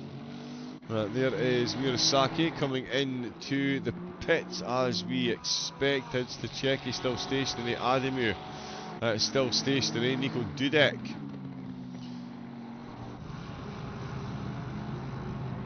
Oh, Nico Dudek has made a massive error. Oh, wow. Nico Dudek has got that one wrong. Massively wrong. Unless my timing board is lying to me. Nico Dudek has 17 seconds to get into the pits. And they might be the quickest car on track, but they're not moving quick enough to get from turn 3 to their pit box in 18 seconds. Especially when that is now time up. So their stint timer, they have gone over. They're now at 1 hour 5 minutes 26 seconds. They've suddenly jumped to 1 hour 6. So yeah, the stint timer has been breached by Dudek. That's 1 hour and 6 on the clock. So any second now they should get. Right, okay, let me just make sure.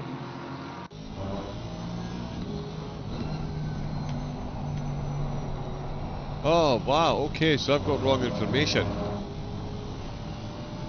My apologies, that's not the information I have in front of me. This says 26 seconds, 24 seconds. Oh, Nico Dudek absolutely pushing it to the absolute limit, the fullest stint possible. It's going to be so close. What a decision that was to take that extra lap. Oh wow.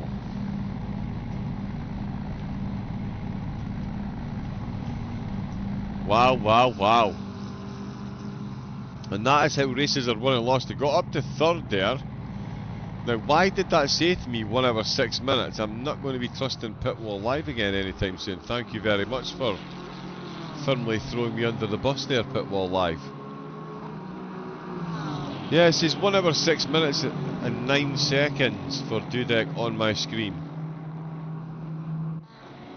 But anyway, Terence Keenan is back behind the wheel, took the first 2 stints for the race leaders and is back out for a third. Carlo Barbary back out behind the wheel of the Vested Sport car, and Benjamin Eck back behind the wheel as well. The top 3 cars all changing drivers. Martin Ulrich stays out for Holdfast Motorsport, and Nico Dudek hands over to Brandon Kleinen. Of course, the driver who was involved in the incident with the TSE car. We're back out in, I believe, 6th position. I do think a couple of other cars have got through. Jakob Schaber back out for MSR there. Aston Martin is ahead of Dudek as well. Illinger is back out for FRL, so all change in the drivers. Kleinen, 6th position. Miso Stubna out for Chorky there in 8th place. Macaretta for TSE now in 9th position. Craig Law for Simtech Racing find themselves inside the top 10 with Dmitry Smirnov for the crazy. That'll be why the squirrel is crazy. The Smirnov vodka, that will do it to you. Nathan Pierce in 12th place with Allard Wolf in 13th position. Still a second down the road. Jan Barth, after a phenomenally impressive stint, comes into the pits from 15th position. We'll see a few cars go past. Sander Jacobs is out for QRT. And there's a drive-through for track limits, and it's Wolf. And it's out with the last corner as well. And the reason I know that is because you come out the last corner, the penalty pops up, and then as soon as you cross the line, you lose a lap. So when a notification comes up double like that, and it says you've got a drive-through for track limits, and it says instantly you've got 1 lap less than you did a second ago, so you've got 2 laps to take it, that is because it was out at the last corner. Gordon is looking to flash his way past James Williams. I'm so sorry. I don't know why people give me a microphone either. Chase Gordon is chasing James Williams. We saw James take some avoiding action and end up in the wall on his outlap. 22nd position with Gordon chasing him from the TSE car. Good stint so far with Miatini closing in on Manuel Novak. Novak taking over for Jan Barth.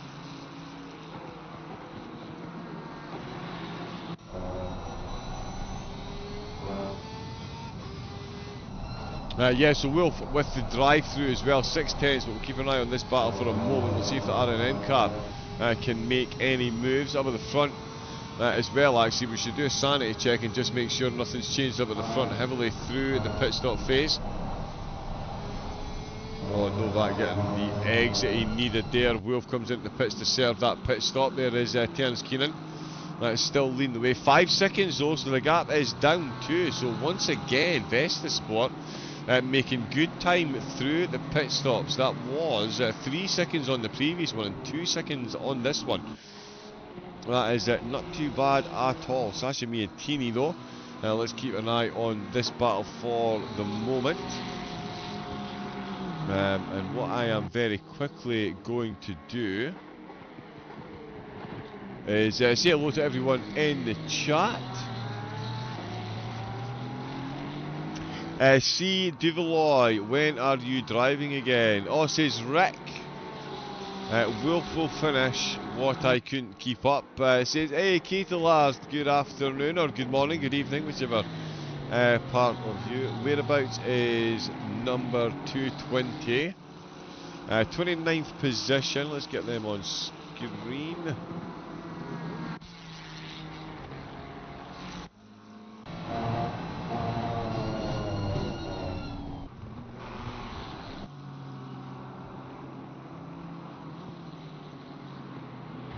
Oh, it looks like Gordon's got the overtake done by quite some margin, in fact. Hey Jan, how we doing, Mr. Barth? Excellent stint there.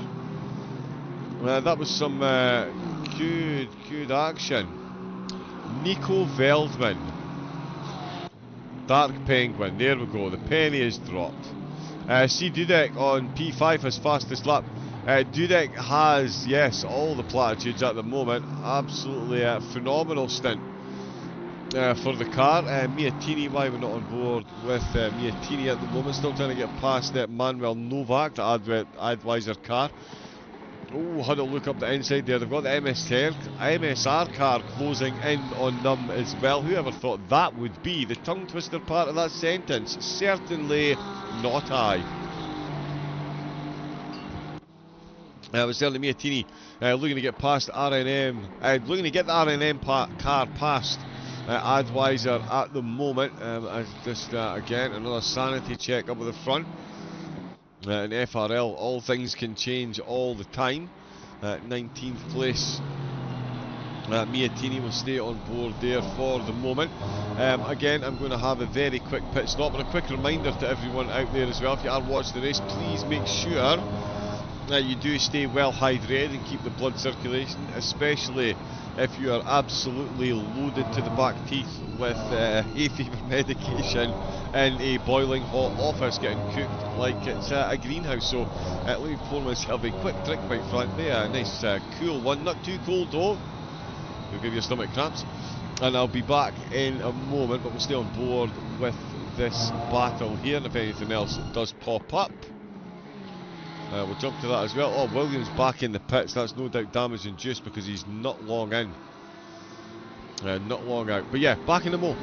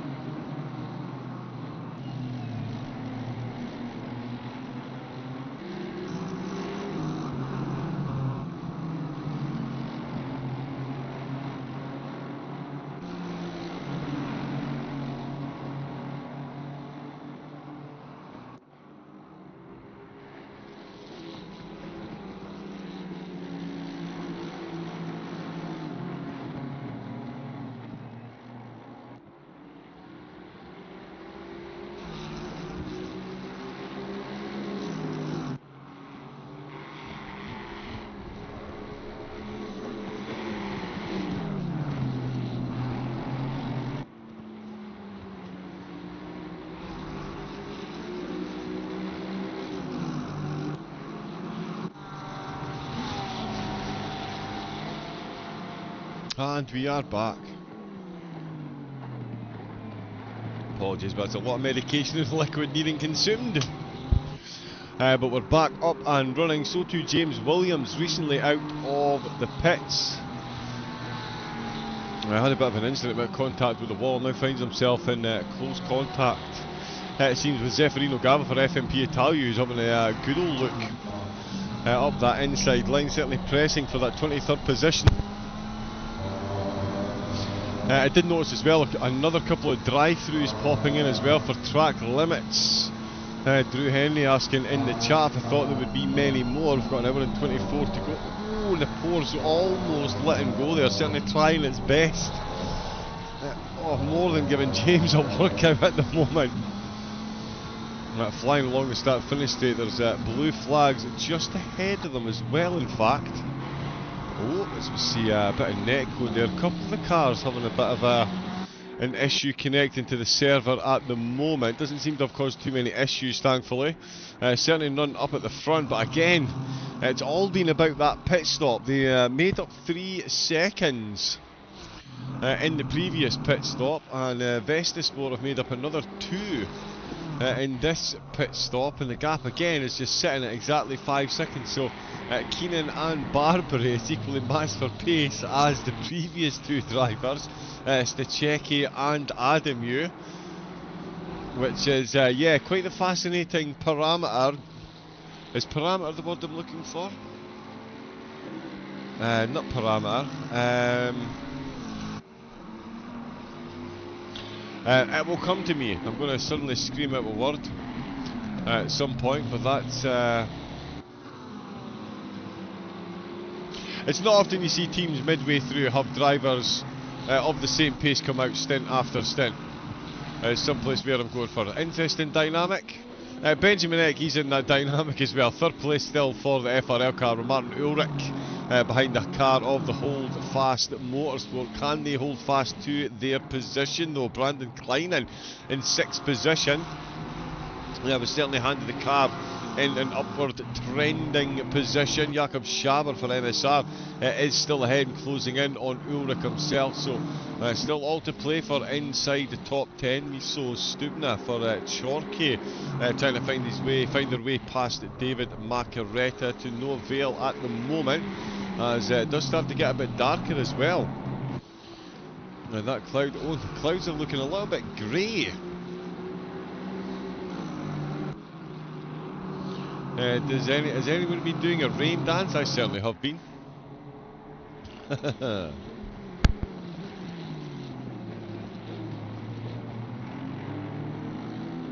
Yeah, not just for the drivers on track. We could do with a bit of that here as well.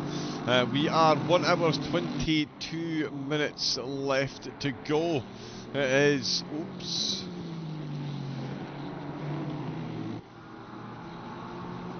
That's gone a bit wrong.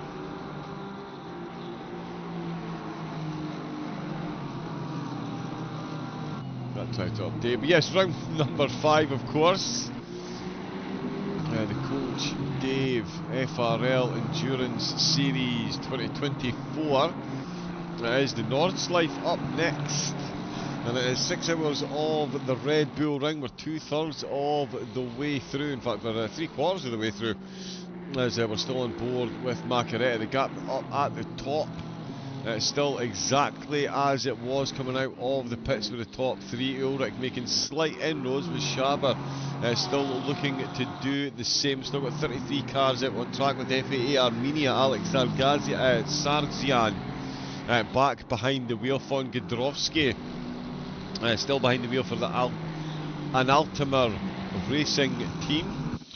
Craig Hill out in the back marker for. There is Christian Romano out for Vestasport. Of course, took the opening 3 hours of commentary. Oh yeah, sorry, let's not undersell it actually. The opening, the 30 minutes of quali and the opening 3 hours of the race. And he's now out for a double stint for this.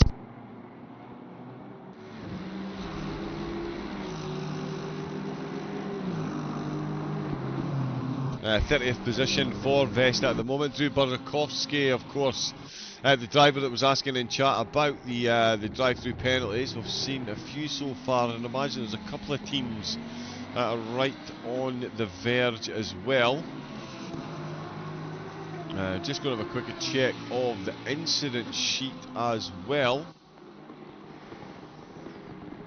We'll have seen a zero turn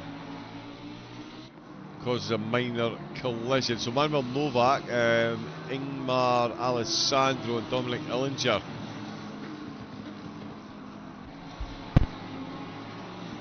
all on the receiving end of penalties from the stewards, although Alessandro did receive a warning, but Novak and Illinger with those 5 seconds apiece.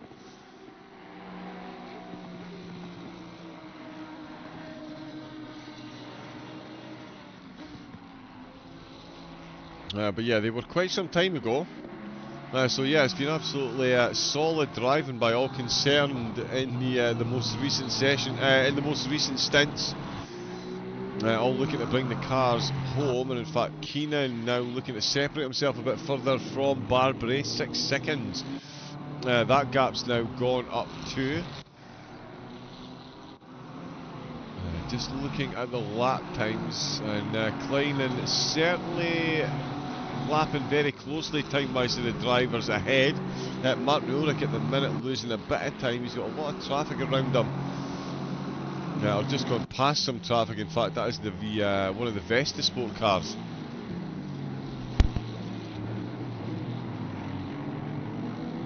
And in fact, that might actually be Christian Romano.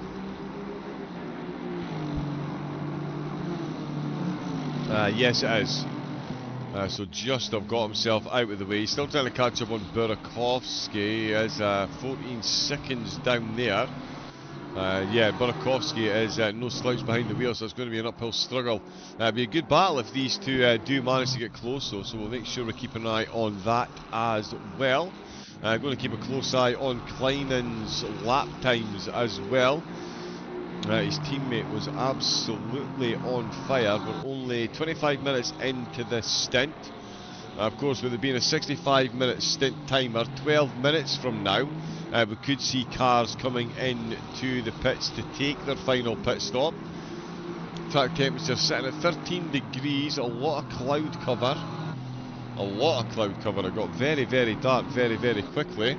And there is a drive-through for track limits. It is further down the field. It's at Craig Hill for backmarker in the Ford. Picking up a drive-through on Samson for top tier. That is a bit short of where they needed to be at this stage of the race, and definitely needed another 12 minutes out on track.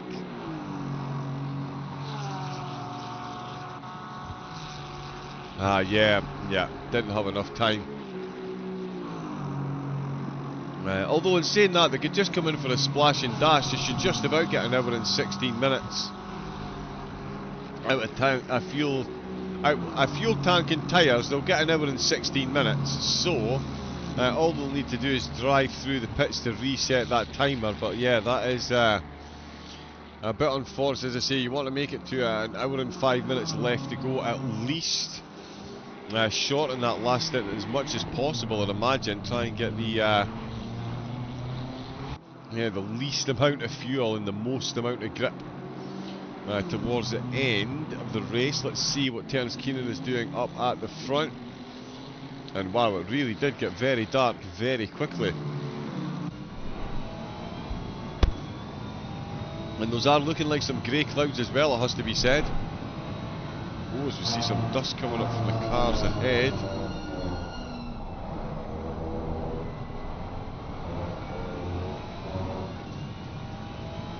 But yeah, full headlights needed. We might change the contrast of the game ever so slightly so we can get a better view. Not much in the way of spotlights around here. 6.7 seconds, so Keenan is looking to stretch that gap behind. Definitely no sight of the driver behind. Benjamin Eck has lost handfuls of time, in fact, the rest of the field have. Just looking at that there, the gap between Eck and second place now up to 25 seconds with Ulrich within 10. Jakob Schaber is moving a bit quicker than Ulrich, and quicker than Benjamin Eck as well. So as I say, it's still all to play for in the top 10. Certainly from third down, Keenan and Barbary looking solid up at the front. It's all going to be about traffic interaction and smooth pit stops. And the way the pit stops have gone so far, I would say the ball is definitely in Vesta Sports Court. We've got what should be one last pit stop for the teams to take, and they've made up so far 5 seconds in the pit stop. Oh, now Keenan's gone up to 7 seconds. And it is amazing how dark it is getting, how quickly we can barely see. If anyone is having any issues seeing the cars on stream, let me know. There is a little trick we can use just to brighten the track ever so slightly. Makes it look like we're under floodlights. But yeah, it really is. David Macaretta getting close. Dominic Illinger with a yellow flag, in fact. So Illinger's had some kind of issue, and Macaretta is fully ready to pounce, it would seem. There's the 220s stop, go clear. One more further down the field to come as well. The top 10 and top 15 certainly so far avoiding the drive-through penalties. Incoming curse of the commentator, you feel, but it's not curse of the commentator if there is a high probability of it happening. Oh, and Macaretta really getting involved in that yellow sausage curve on the way through turn number 1, and that's cost him a lot of time on the exit, giving Dominic Illinger a bit of breathing space into turn number 3. We do like the filter, which gives us a bit more light, but we also do like to see the flames coming out the side of the cars. It's true what they say, it is the simple things. It is the simple things. Macaretta got a bit of building to do, but he definitely shown enough pace to do so. So it won't be long, I don't think, before we see those two get back involved. Martin Ulrich's stint timer has gone a touch good for me, a couple of other drivers as well, so we'll see what happens through the next pits.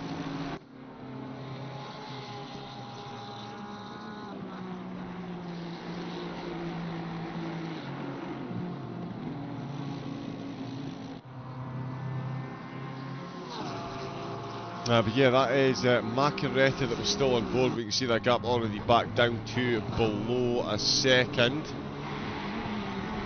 Yeah, you know what, we can just keep, we'll keep the lights like this. It is getting, I can't believe how quickly that's got so dark.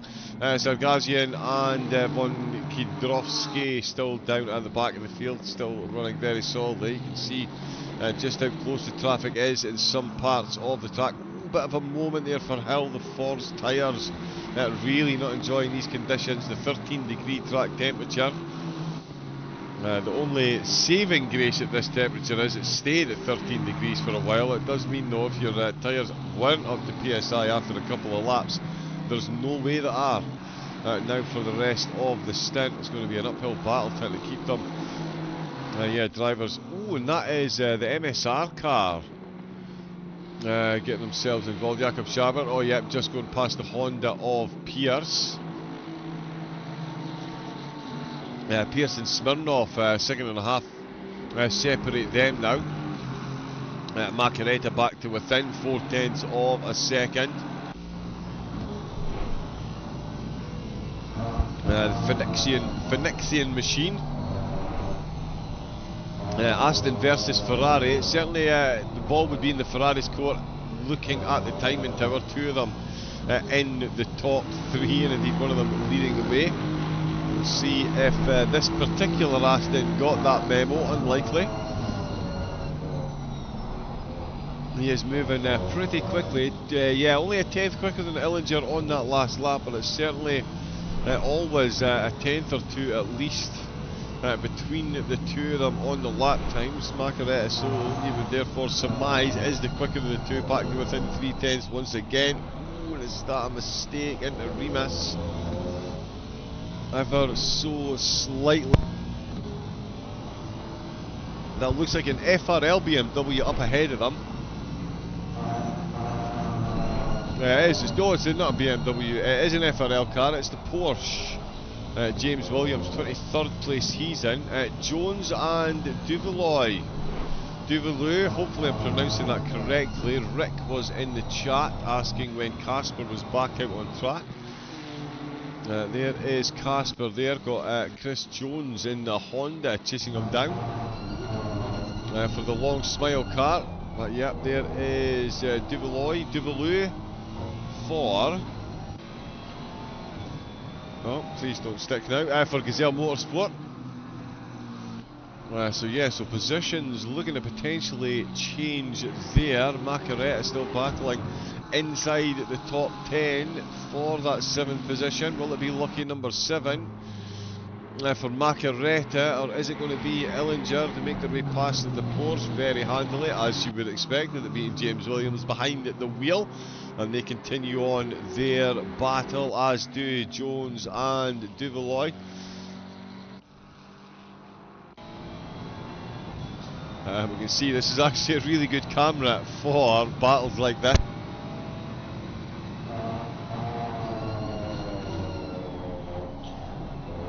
Oh, the Honda getting very close on the brakes. Oh, Macaretta getting very close as well. And his wrong car.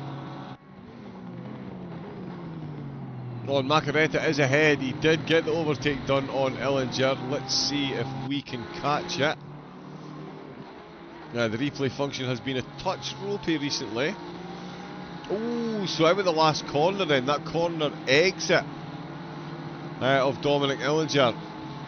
Gets a slingshot past the Porsche. As we saw, I get the feeling we're going to be sold short on the replay. Another bit of lateral motion, and again that's all it takes. Look at how quickly the distance closes. He gets the outside line on the way into turn number 3, and he's going to make this one stick right up on the curve, fully on the brakes, flames spitting out the side, and around the outside he goes, makes it stick. Macaretta up to 7th position. Ellinger now in 8th, and they are being chased by Miso Stubna for Chorky. The BMW, look at that exhaust pipe, absolutely glowing. Full lights flashing, not sure why. If you're going to follow them over in the slipstream, then there's no point in flat. Although, yeah, just letting them know they're there. But certainly, around the outside, Stubna will be keen to get involved in the battle going on. Looks like a lot of room was left there. But the Porsche did survive. There is Mo coming into the pit. Oh, 2 minutes short. I mean, even if they spend a minute or so in the pits, there could be an extra lap for the race leader. An hour and 7 minutes to go, Mo in the pits, so they're going to need one more stop potentially.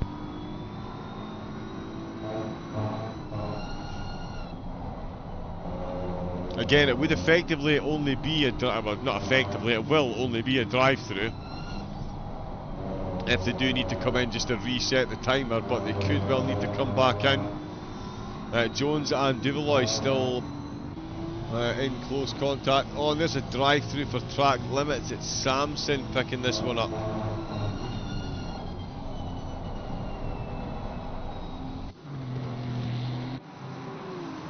Now the top tier car, 220, picking up a drive-through. Still an hour and 6 minutes to go. Although it does mean you can go full tilt from now. You've got you serve the drive-through, you can get a pick of another 3 warnings. As well to make them count at this stage in the race.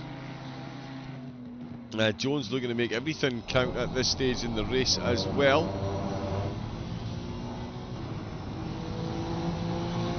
We'll see this from on board. You can see just how dark it's got. 9 PM local time, an hour and 5 minutes left to go. 45 seconds until we reach one full driver stint remaining. And of course at that point, anyone that comes into the pit will be planning on it being the final turn. Terence Keenan, race leader, has been out for 37 minutes, so too is Barbary and Benjamin Eck. Oh, and he's gone for it up the inside. Chris joins in, slight mistake. Falling over was there, slight mistake by Duvaloy into Remus, and that is Jones full send up the inside in the Honda. Makes that one stick very nicely indeed. Very nicely done. The Honda up to 20th position. Let's see how Miko... Oh, 1 lap left with 2:20 to serve that drive-through that we just witnessed there. Miso Stubna for Chorky.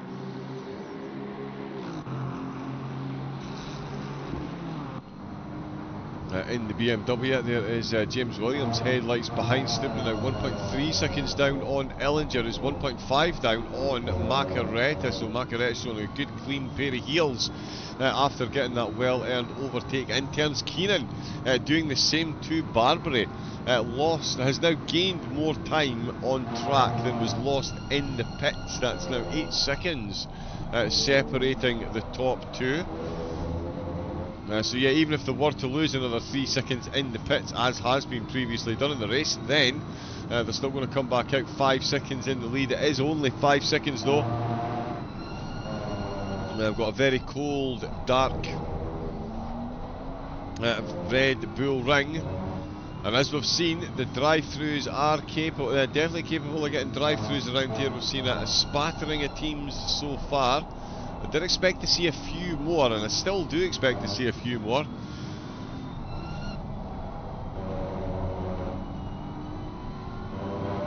It's all about bringing it home to the end for the drivers at this point though, but we'll see who is still pushing for those positions in the closing stages. Going to be some interesting final stints for the pit stops as well. In fact, yeah, Burakovsky, I've just noticed they're back-to-back pit stops for, the drive-through. And then the driver swap, yeah, and then Romano had back-to-back pits as well, so I'm not sure if they're a driver swap issue or a fuel. Yeah, Tucci came in and came back out again.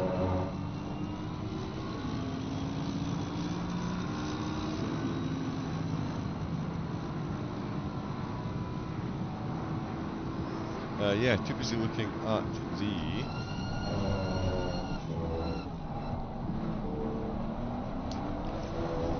Just grab some more medication to try and free this nose up a bit.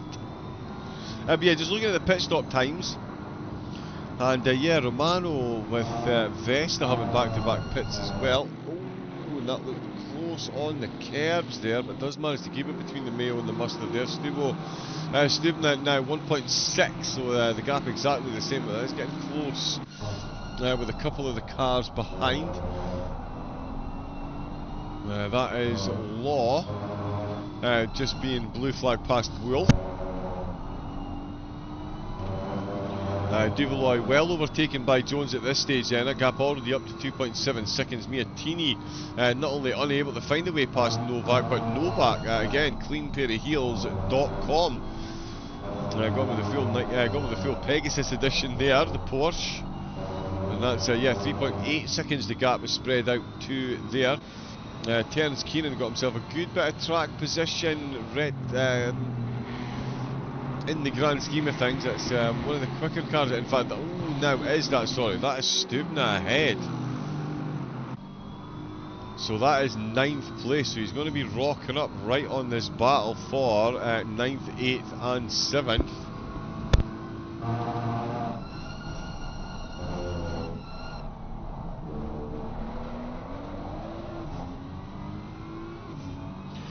So we'll see if he navigates away. So yeah, I was looking at completely the wrong thing. He's not really in the best bit of traffic. Moves out with the slipstream as well, as you can see. As you can see, the sparks firing up from underneath the BMW. And yeah, so Keenan playing it a bit smart here. Just getting himself on the slipstream. He's got the 8.3 second gap, and the gap is extending. That's another 3/10 he's found there through sector number 1. Could potentially be a bit of a wiggle there. Yeah, no, he's definitely quicker. He's going to need to get himself past the BMW. We are 5 hours into the race. Yeah, BMW moves right over to the side, let the race leader go through.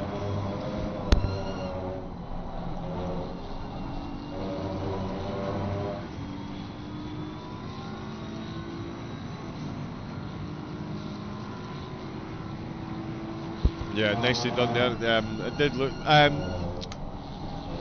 It's down to 12 degrees is the thought that processed at the same time as that sentence as we cross lap 200, which was the other thought that processed during that sentence. Mizo Stubna, yeah, Terence Keenan was certainly very patient there for a couple of laps. It looked like Stubna had some good pace, but Keenan out of turn number 5, just absolutely the quicker of the two, and that is why they are the race leader. Terence Keenan flies past Stubna. Now he's got himself past. Stubna could get himself a bit of slipstream. He's going to need it because the two ahead have not wasted any time at all using this to their advantage. Miatini still unable to catch up to Manuel Novak. And yeah, if it wasn't for that 5-second penalty that they had earlier in the race, Sander Jacobs would find himself a position down. Novak certainly closing the gap though with 2.6 seconds between the two of them. Barbary 8.3, so stemmed the tide ever so slightly. We'll see what's happening with Benjamin Eck in. He's lost 2 seconds to Benjamin Ulrich, to Martin Ulrich, sorry. Benjamin Eck has lost time to Martin Ulrich. Now 7 seconds is the gap there, with Schaber closing in as well. Yeah, so he's getting closer too.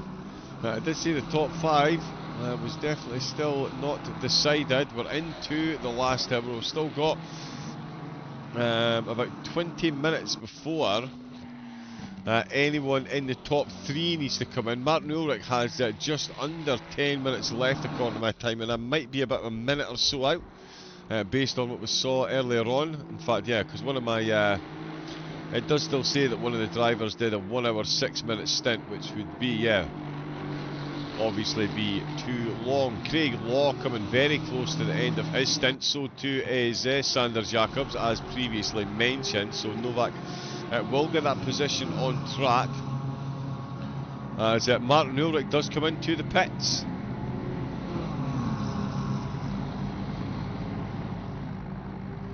Okay, in from 4th position.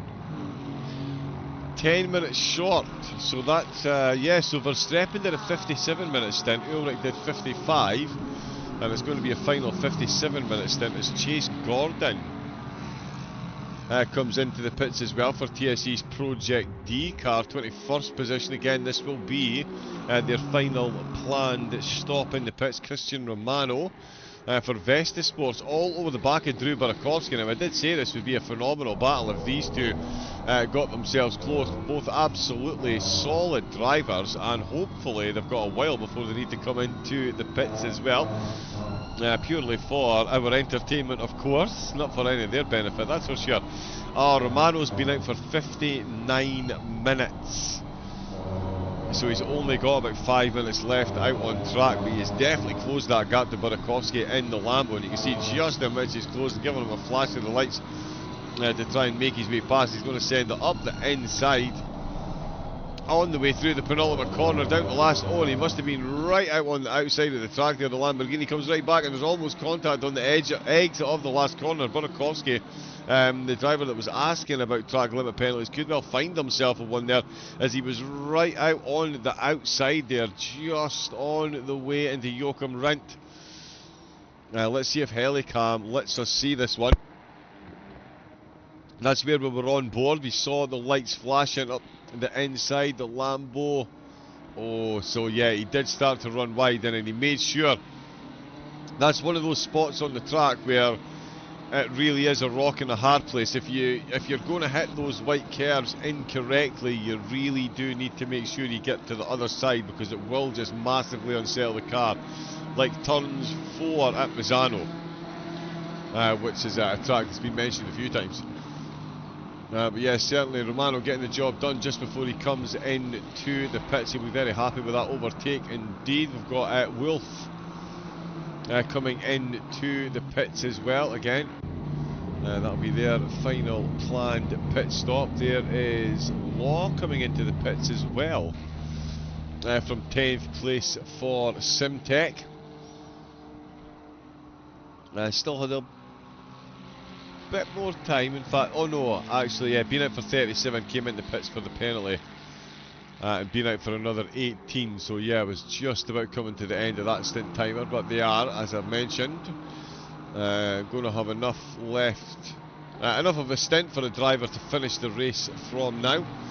Brandon Kleinen still in 5th position with Macaretta for TSE. Decone still in that 6th place, or up to 6th with Illinger. Trying to chase, but now 2.5. Stubness has been overtaken by the race leader, now 4.6 seconds down. As we see even more cars come into the pits. Manuel Novak follows Sanders Jacobs in. So more final pit stops being taken by the teams.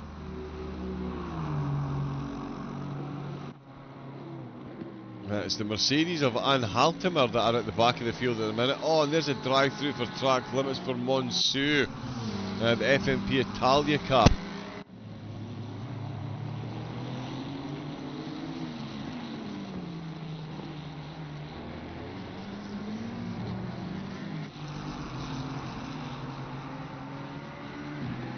Yeah, Monceau falling foul of the in-game stewards, and that is a drive-through for their troubles. Right in the final stage as well.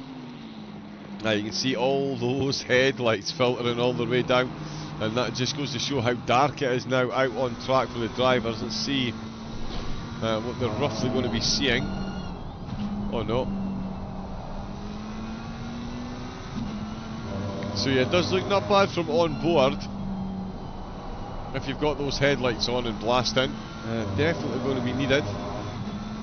12 degrees, not much visibility, not much heat in those tyres. The PSI going to be all important in that final pit stop, as you see the top 10 drivers start to file their way in. The crazy squirrel team, I was about to say crazy Smirnoff there, but it's Dmitry Smirnoff behind the wheel of the crazy squirrel team at BMW, coming in to take their final planned pit stop. Terence Keenan is planning on his team's final planned pit stop to be well ahead of the rest of the field. He's now got the gap to Barbary up to 9 seconds. 9.2, moving faster and faster. Schaber's lost a bit of time. That gap now between himself and Benjamin Eck now 25 seconds. That is a 6-second drop, a 6-second difference of where the gap was.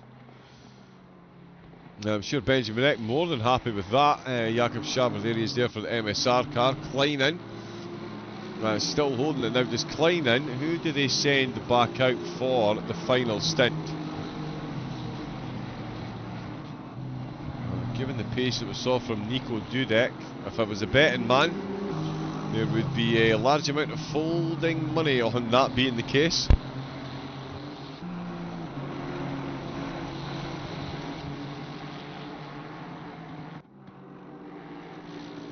So here, that goes Buzov looking for an overtake potentially. Got Nathan Pierce ahead. No, sorry, Nathan Pierce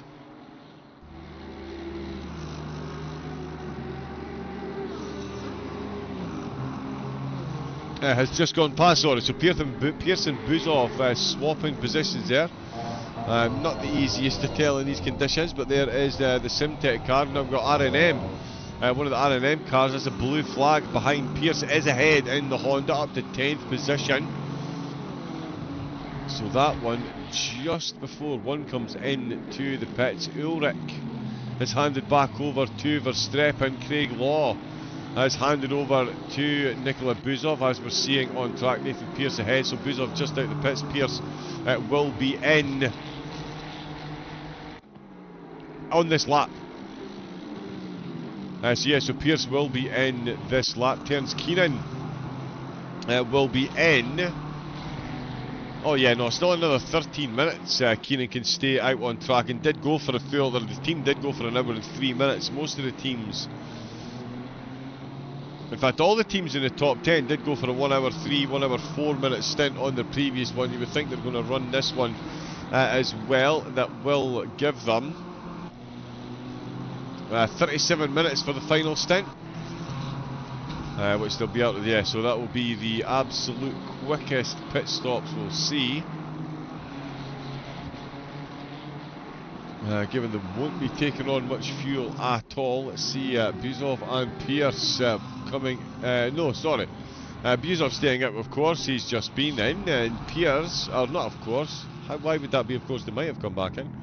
We've certainly seen that, but no, they haven't. There is Kleinen and Macaretta coming in, Pierce coming in as well. It's getting to pit season once again. Romerman out for an Altimer Racing. Sargzedian still out with Craig Hill out in the force. Samson Romano into the pit. For Vesta Sport, FMP Italia on their way out of the pits in 12th place. Nathan Pearce still stationary. Christopher Streppen retakes 7th position for Holdfast, and I think another spot's there once the pit stops have ironed themselves back. We've got Stubner, sorry.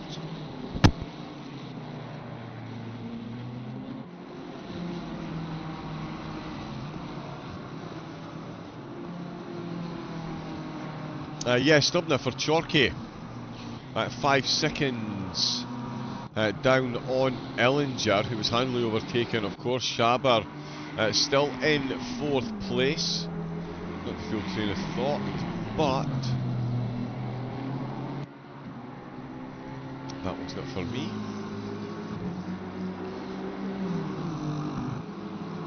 So Kleinen, that's Kleinen into the pits, and is it Kleinen back out again? Stubner comes in to the pits. There's Giovannini out for Vesta Sport. Right up the inside there, the 5th place. That's Dominic Ellinger losing the spot. Giovannini unlapping himself, sorry, for Vesta Sport. So it's all happening out with the pits. Stubner in, Christopher Streppen behind the wheel. It is Nico Dudek that is back out behind the wheel of the DSRT team. Goes back out in 8th place. 47 minutes left to work his magic. Stachecki still got 10 minutes up at the front of the field, but did have a white flag there for Benjamin X. Seems to be fine. Stubner still stationary. Nico Dudek certainly not, and in fact, Dudek definitely, 7th position. Miroslav Kuchia back behind the wheel, so of course, Dudek going past the Chorkey team car. Thanks to the pit stop. Duvaloy, Gazelle Motorsport, and Turner as well behind the wheel, looking for overtakes straight out of the pits as well. Love to see it. Nope, that is Miroslav Kuchna. That's not who I was looking for. My apologies. Alexandre Larocque out for TSE. And there is Geoffrey, who's just been overtaken by Simon Turner for FRL. And that's 2 wheels on the gravel on the way down into Worth, and that's going to put them side by side once again, and that's going to compromise them. FMP Italia going to retake the position. The two McLarens duelling through the final sector of the course, and they're going to go side by side as James Williams is behind them but a lap up, and the blue flag has moved right out of the way, so Simon Turner letting his teammate through. Teammate already a lap up anyway. So lets him through, sacrifices that battle. Williams flashing the lights at FMP Italia, so he'll be looking to get the blue flags observed as quickly as possible as well into turn number 1. Looks like that is done. Barbary 9.8 seconds now down the road. Terence Keenan is flying and has finally cleared traffic. With only 8 minutes left of the stint, and a quick look at that track map, you would say it's unlikely he's going to meet traffic before he meets his engineers, and the car meets the engineers for the final time of the race. Benjamin Eck definitely losing time to the cars ahead as well. That gap now at 30 seconds. That is a big chunk of traffic behind as well, so might have been making their way through that caused that. 5 second penalty for car 51. Giovannini handing over to Zachary. A 5 second penalty. They are going to carry that to the end of the race now. Let me just have a look and see if I can get some information on that one.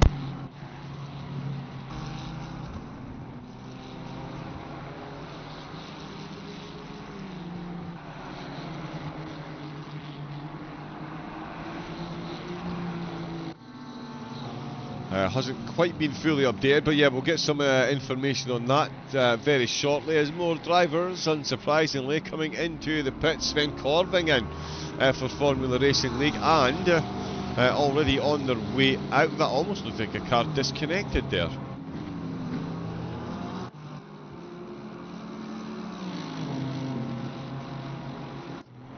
Maybe just a bit of netcode. Hill is into the pits from the back marker team. Don't know why that did that again. Mind of its own at times. All hail the Bananas in Pyjamas livery.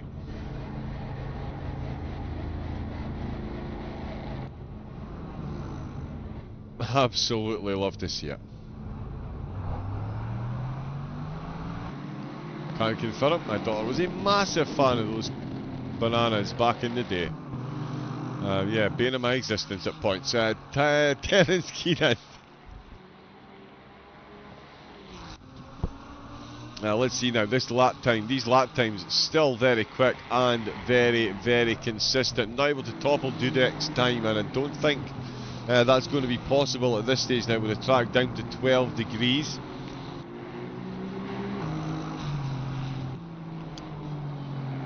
All things are possible, of course, so we'll see if anyone can with the car. It's going to be at their lightest, of course, getting to the end of this. It's going to be a short final stint for Keenan. That's 59 minutes. So still can do another 2 laps. So as I said about 20 minutes ago, they're going to have about 35 minutes left. So yeah, not a lot of fuel is going to be going on board. He's got a 9.4 second gap as well. Got a nice clear track ahead.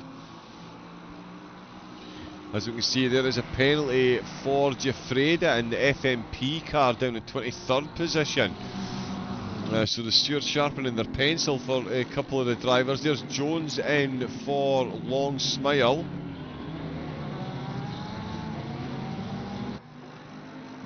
In the Honda.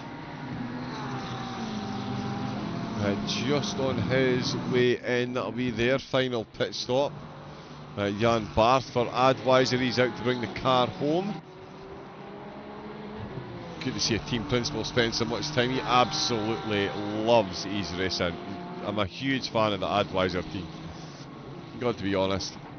I know you really shouldn't have favourites in the commentary box, but yeah, Advisor, yeah, they're always there, always getting involved in the racing and the chat and stuff. So oh, Miatini, they're almost making a slight error on the way in the pitch. That is how precise they try to be. I mean, that was maybe just them letting off the clutch there, actually. The car just lurching forward ever so slightly. Race leader, it has absolutely gotten pitch black out there on track. You can see from on board with those headlights running, the drivers do still have a fair bit of visibility. But it is only where the headlights are. Yeah, definitely could be considered to be easier at this point by having a bit of traffic around you to light up more of the track for you as you go. And Keenan really pulling that back in. Oh, that's... Wow, it's no wonder I'm so slow around there if that is how you've got to get that Ferrari through there. He's flying at the moment, Jan Barth. Closing in on Duvaloy, who we saw with pick up a slight penalty as well.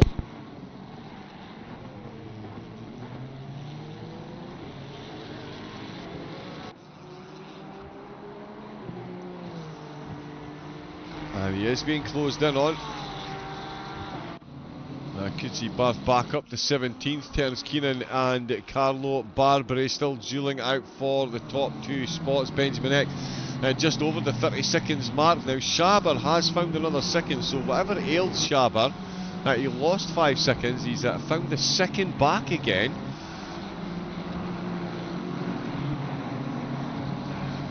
Benjamin Eck is about to come into the pits as well. So we're going to see some big changes again up at the top. Bear with me a moment as we watch the race leader. And the race leaders in their final few laps before they start their final stint.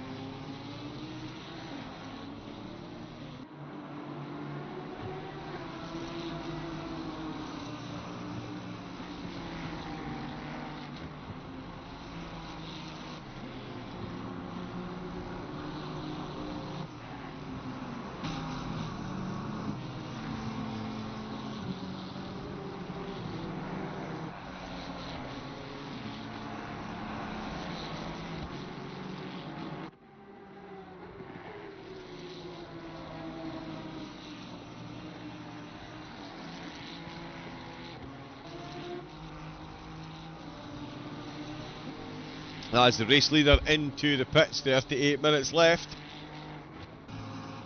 Another FRL car in as well, in fact. 3 FRL cars as Ellinger comes in. Here comes the Vesta Sport car from second as well. And they've picked up a 10-second penalty.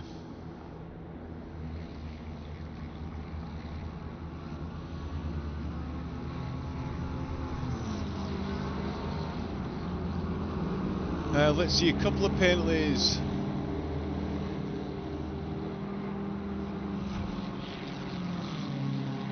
So another couple of penalties in. Oh, okay, so they're penalty points within the actual overall standing. So yeah, a couple of penalties coming in. No notification at the moment as to what they were for. But certainly that was Barbary in second place. So the 3 seconds that they've been making in the pit stops are going to do them absolutely no good at all with that 10 seconds extra stationary. Nico Dudek, Christopher Streppen, Benjamin Eck, Jakob Schaber as well, all could be looking for very good finishes at the expense of that 10 seconds. Schaber, that will Benjamin Eck, that'll certainly get him, well, 10 seconds closer as Barbary exits the pits for Vesta Sport. So the 2 drivers that duelled it out in the previous stint will duel it out in the final stint, and by the final stint I mean 37 minutes out on track. Jakob Schaber in the pits, Keenan and Barbary now 16 seconds apart, so again Vesta did gain time in the pit stop, but the penalty has seen the gap extend. So they did make good times in the pit, good time in the pit. Again, Benjamin Eck gets FRL back onto 2 cars on the podium as Jakob Schaber exits the pits. Oh, Christopher Streppen coming into turn number 1. Hold fast, Motorsport, hold fast, hold on tight. They're going to go side by side on the exit to the pits. Jakob Schaber, has he got himself ahead? Oh, Christopher Streppen goes round the outside. Oh, sorry, the inside line of turn 2. He's got himself in front. Jakob Schaber freshly out of the pits, and that could not have been any closer. Let's watch this from Verstappen's point of view. In fact, we'll go on a forbidden chase cam. I know I use this far too much, but you can see there on the right hand side, that is Schaber firing out of the pits, and they're absolutely side by side. And it's just as well Verstappen got the exit out of turn 1 that he did, or that would have been a whole different turn number 3. Verstappen on the warmer tyres, and I use warmer in inverted air quotes there obviously because it's a 12-degree track temperature, but his PSI's flying over that curb. Love that camera angle. And that is a battle on the hand. I did see the top 5, 6, 7 was in no way decided, and thanks to Schaber and Verstappen, that is certainly looking like it could be coming through. This is going to be an epic battle between these two. Alessandro is out, and Jan Barth after the pits up to 17th position, but he is being chased by Ingmar Alessandro for R&M flat out.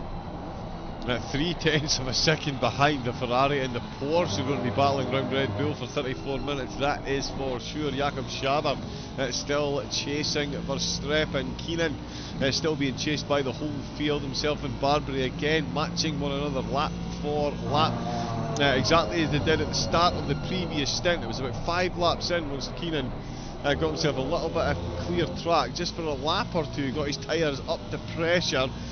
Really started putting in those lap times. He's stuck in some traffic at the minute. He's got 2 or 3 cars ahead of him. He's managed to interact with the blue flags pretty perfectly so far. He'll certainly be looking for that trend to continue for the remainder of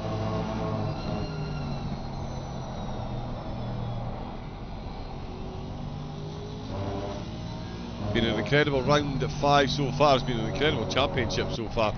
As Alessandro putting the pressure on there. Jan Barth almost losing the back of the car. Alessandro flashing those lights, trying to unsettle the driver ahead, see if he can force a mistake or two. Barth though, wily campaigner, let's see if he succumbs. might decide to do a bit of chasing for a while. Well, I say a while, we've only got 33 minutes left of round 5. Hungaroring, Donington and Valencia all preceded Suzuka last time out. It's the 24 hours of the Nordschleife next, of course, for the Coach Dave Delta Endurance Series, brought to you by Formula Racing League. Again, there we go, all kinds of noises at the commentary box there as they get very lively in the last two corners. Joachim Rindt would be very proud of how quickly, of how much they're pushing these cars through those corners. A series of individual races, of course, but there is an overall tabulation for the races that we've had so far. It is Vesta that are in first place overall, with FRL in second. The two teams only separated by 4 points so far this series. Alessandro, that is, so that's Vesta Sport going through there, just as we mentioned. Vesta Sport up the top, and that's them blue flagging their way past the battle for 17, so that's going to give Barth a bit of reprieve for a moment, although he's, as you would expect from Jan, as gentlemanly and as quickly as possible, moved completely out the way and has brought this battle right back into focus once again. And that is how there's multiple rules when to do well in an endurance race. Oh, he's gone round the outside on the way down into Worth. Is he going to make this one stick? He's absolutely looking to have the grip. And he has indeed. Ingmar Alessandro, solid overtake, although here comes Barth right back at him on the exit to Worth. He's going to have the outside line in the penultimate corner. He's going to have a run at this one as well, surely. He really did have the pace. Alessandro moving over early, then moving back. Was that a double defensive move?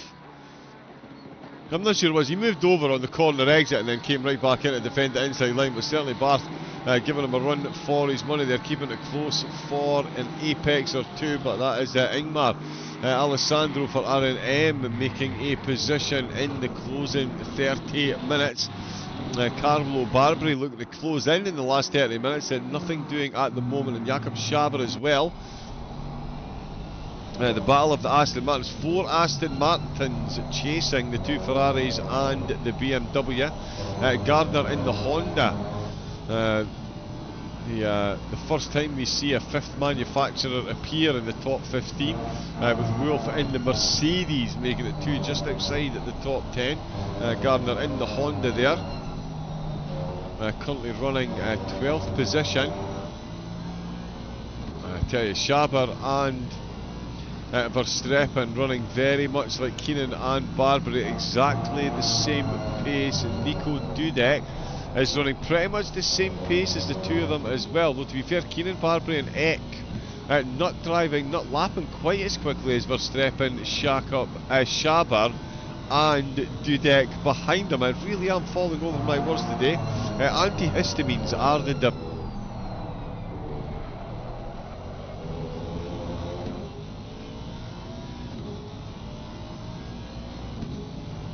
but then hay fever is a whole lot worse, I suppose.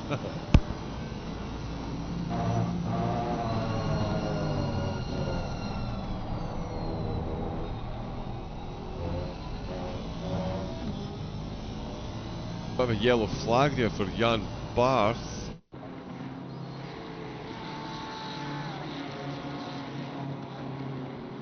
That is the FRL 227. That's out of the last corner. Okay, so just seemed to go over the white line there. An over-exaggerated yellow flag from the telemetry there. I can't say it's a massive surprise, unfortunately.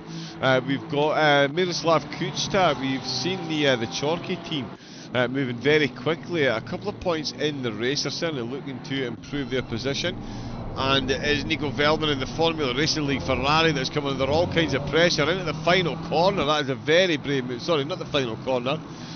Sorry, that's him just heading out with turn number 3.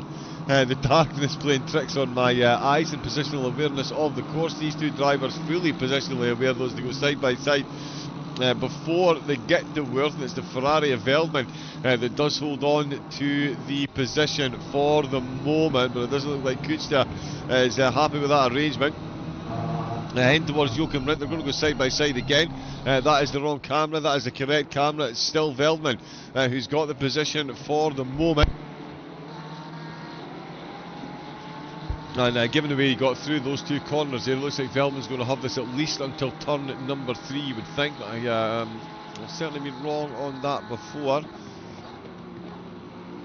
No one else left to take any pit stops, certainly as far as driver stint timers go, with 27 minutes left to go. I did think about 35 minutes would be the shortest stint that we would see, and that certainly seems to be playing out at the moment. Very dark indeed.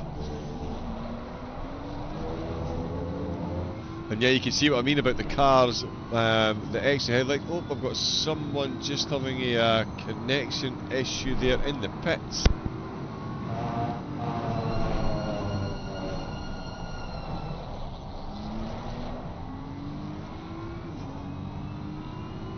And yeah, I think we've just lost. Oh no, we've still got 32 cars. Still got 32, all good. It was just a bit of flickering on my screen there. So these two, Kuchta and... Now, is that Barbary that's ahead of them? It is indeed. So that is Barbary in second place, who's now 15 down. So he's actually found the second on Keenan. With 26 to go, it's going to take a massive turnaround, you would think, given the pace that we've seen between the two of them. And again, a little bit of net code there. Hopefully the stream is still running okay.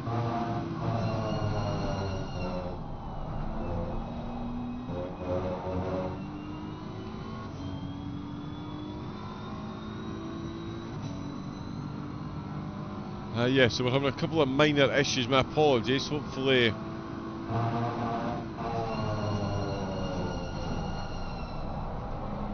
Ooh, that was very close indeed. That's been in the wrong place, but that'll... it's better than the current alternative. So yeah, hopefully that is still running okay, and we can see that is now very, very, very dark for the drivers. 26 minutes left to go of the 6-hour race that we've been treated to here so far.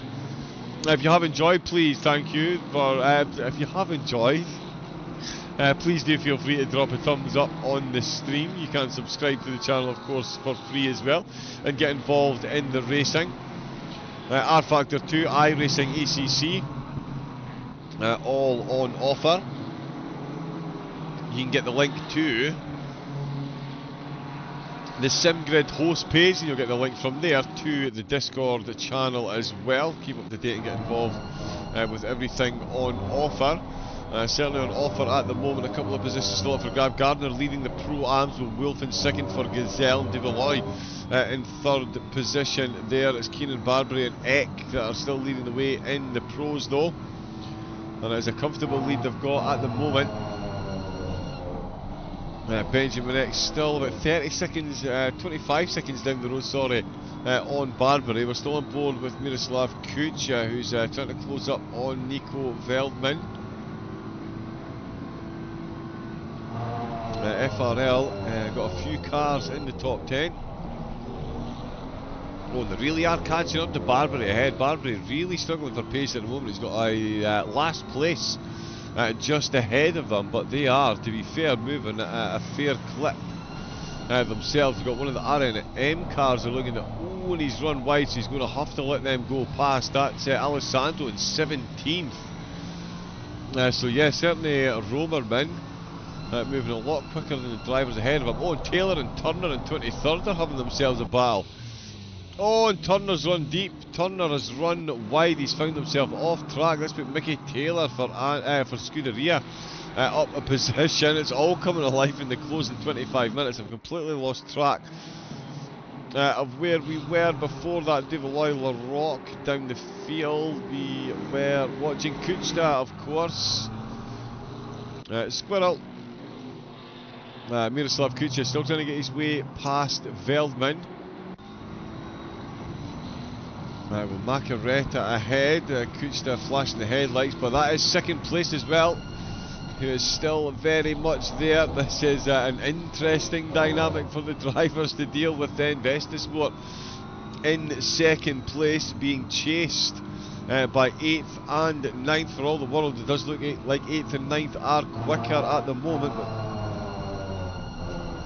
And you can, of course, unlap yourself if it is safe to do so. Oh, wow, what a save that was there. The Ferrari with the gentlest of taps on the back. That, of course, given the infamous ACC contact physics, could have ended badly in any number of ways. Got his rain lights on as well, just to make sure the drivers behind know that he's there.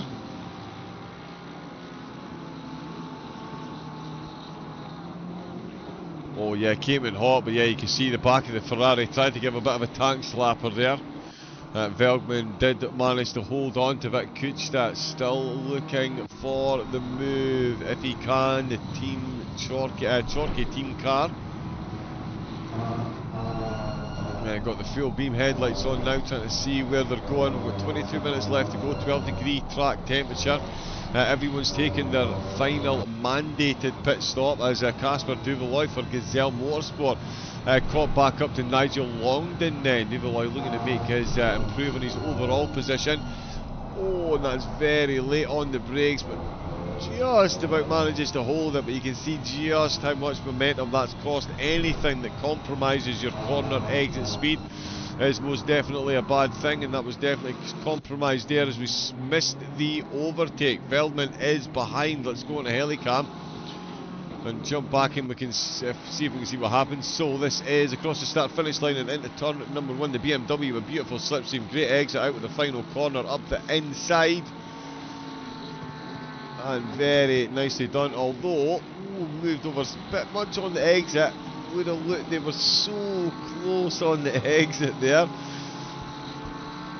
but they did both survive that out with turn number 1. Barbary will be pleased to see these two battle behind them, and that is Kuchta up to 8th position for the Chorky team. Margareta 11 seconds up the road.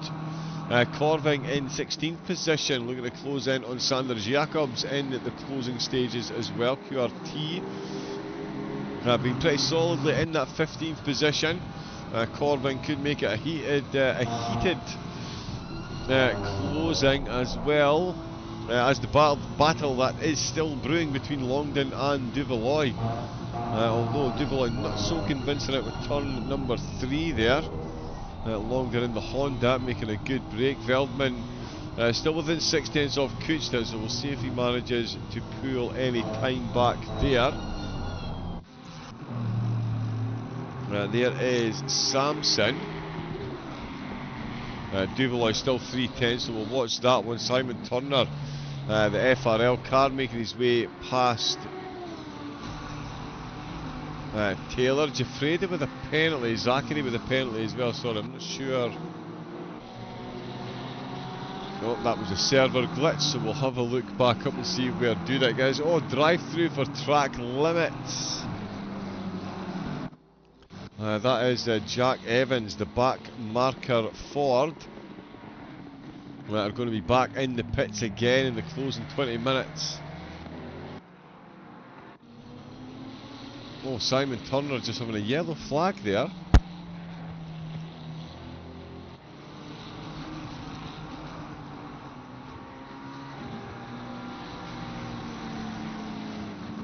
Nothing major popping up. Did lose a bit of time.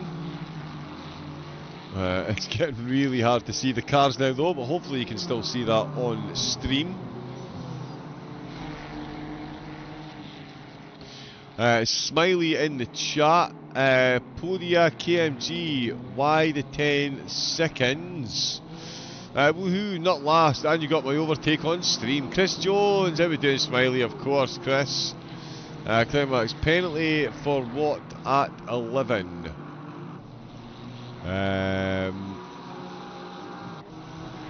Let's see. Yeah, so a couple of the penalties not fully on the sheet at the moment.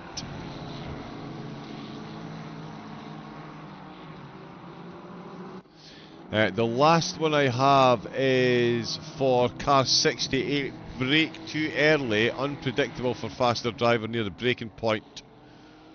But that was car 68, so yeah, a couple of them coming in. And as soon as we can get in, as soon as the stewards update the sheet, I will bring you any updates there is, of course. There is the incident spreadsheet there, if anyone does want to give it a look themselves. Let me just find the chat again, there we go.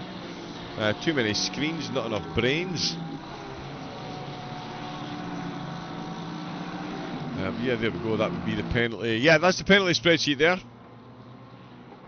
Like I say, I'll bring you any information that I can, but certainly can keep live updates there as well. Handy for the teams as well, I'm sure. Let's see, Nico Veldman hasn't given up on this 8th position. Miroslav Kuchta certainly not having it their own way at the moment. Veldman still very much hanging in there.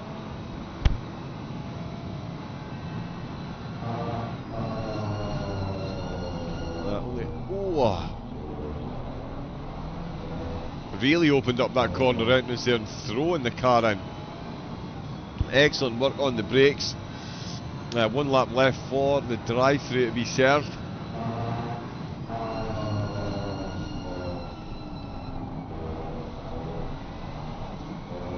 Are we going to see any more is the big question. The drivers are going to be on absolute tender hooks if I've got that one final warning hanging over their head at the moment. We'll see how they get on. Terence Keenan still lapping absolutely flawlessly. Just going through some more traffic as well, though. The last lap there, a 1 minute 30.3, although crosses the line there to do a 29.2, so refinding that time. Barbary just coming into the final corner now. The BMW still got that battle going on behind.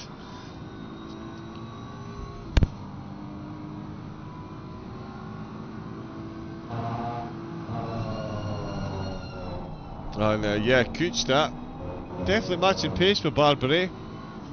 And actually flashing the lights, looking to unlap themselves again. No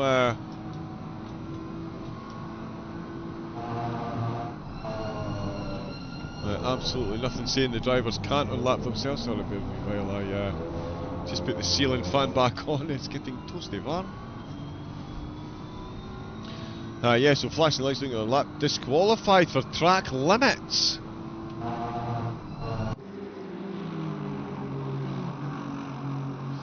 Wow, so Jack Evans for the back markers. And they did have a drive-through, but disqualified. I'm sure the live stewards will wipe that penalty and let them finish the race.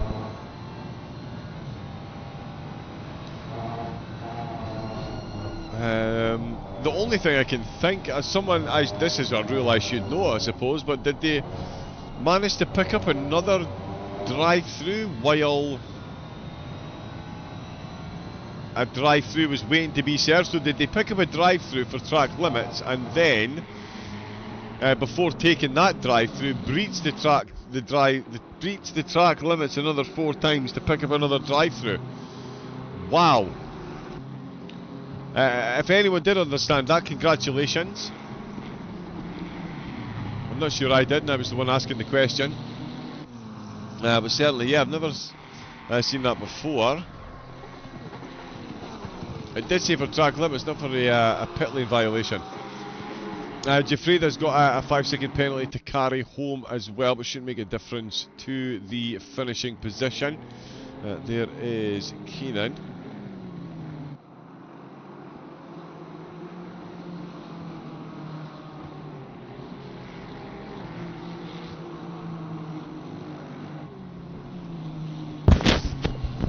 My apologies, and almost dropped the mic. Veldman within 0.4 of a second. Corvig with a bit of a yellow flag.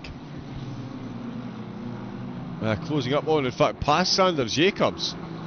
So an overtake taking place there. There we go. Pending penalties cleared by race control.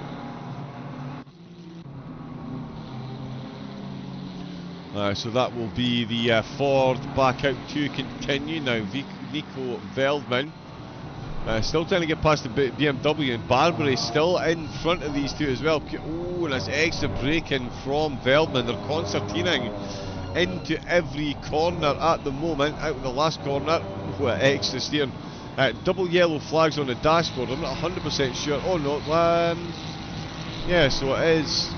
Yeah, there was green yellow flags there. Someone in the pit showing as a yellow. Oh, that would be the team that have just been allowed back in. Are they still?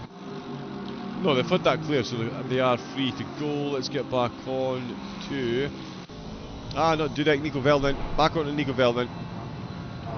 So Barbary in second. Oh, and that's Nico Veldman.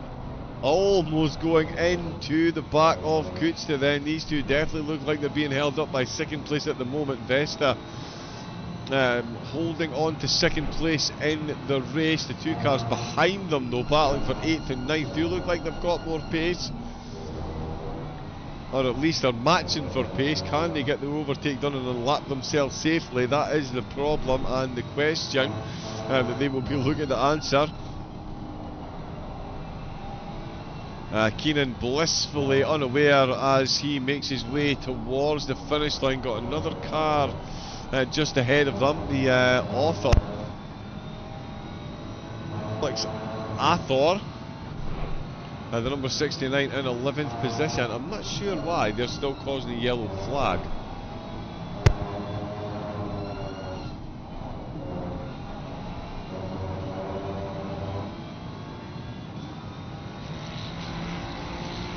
But yeah, as you can see, it is causing a double yellow on the start-finish straight. That's not ideal for the drivers that they do want to get an overtake done there. Could result in a penalty. Oh, and again, Veldman out of turn number 1, almost losing the back of the car. That's going to lose him a whole heap of time. Kuchta then could look to get the overtake done here and unlap himself potentially. He's going for it. No, he's not going for it into turn 3. Certainly signalled as if he would. And looking to flash the lights once again to get himself past. It's certainly an interesting dynamic that we've got here.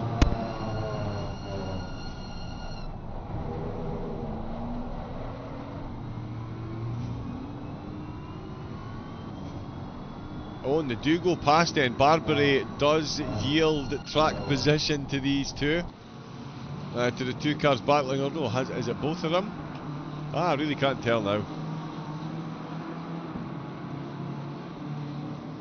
Yes it is, yeah, so Nico Veldman then. So these two are free to continue their battle. It doesn't look, yeah, with 10 minutes left to go, the chances of Barbary making up those 16 seconds we're looking slimmer and slimmer. So it's going to be Veldman and Kuchta that continue the battle to the finish line. 10 minutes left to go. The two of them matching blow for blow on the timing boards.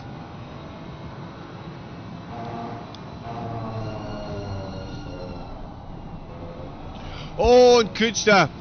Oh, and he's made a bit of a meal of that. Oh, and a bit of netcode as well coming back on the track there. But Kuchta, let's watch how this plays out in the turn number 3. But certainly Kuchta not doing themselves any favours at all into turn number 1 in the closing stages. And that's put the ball firmly into Veldman's court. He's going to hold it on the way to turn number 3. Oh, and it's one's gone too far on the inside. I think Kuchta tried to be overly defensive there, forcing Veldman onto that inside curb. It's ended up unsettling both of the cars on the way through. But it has given Kuchta his nose in front into Roush. Or has he? Yes, he has indeed. Here comes second place Barbary. He will not be happy with what he's thinking. Yep, I did finally let you two through, and then what do? You make an absolute meal of Remus. Let's have a look at this one again. And yeah, Kuchta into turn number 1, far too far over on the right. The car massively unsettled there. And yeah, you can see the strangest of rejoins there. Some real netcode on the way back onto the track. Almost like a force field separating them from Veldman. That's put Veldman... Oh, that is good rotation there. And yeah, on the exit, so it is... Oh no, it's Kuchta that's back up into 8th then, so holds on to 8th. Wow, what a battle this is, Barbary. He'll be lifting right out of this one. He knows he's going to be bringing home second place. Still got 19 seconds over the second FRL car in third place. Eck, again, much like his teammate Keenan, blissfully unaware of everything that's going on the other podium position. Jack Evans still stationary in the pits for some reason. The penalties have been cleared. Simon Turner in the pits. Mark GG has taken the wheel of the car,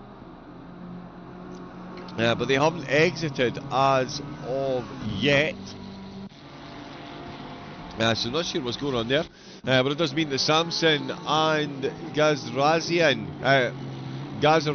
for Fuchsia Competition Esports, they're going to duke it out for 27th position. A couple of penalties for them as well, both of those teams.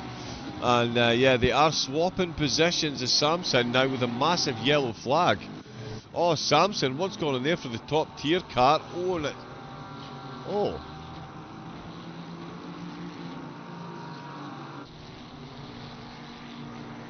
That was a bit of a strange one.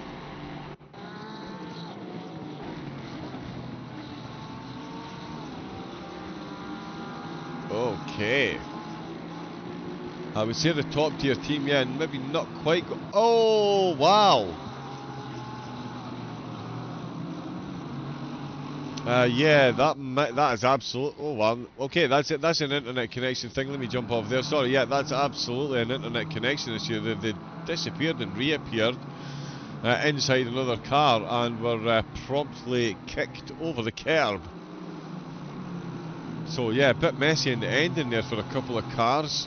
We did see a couple of netcode issues earlier on in the race. Thankfully, no one was affected at that point, it seemed.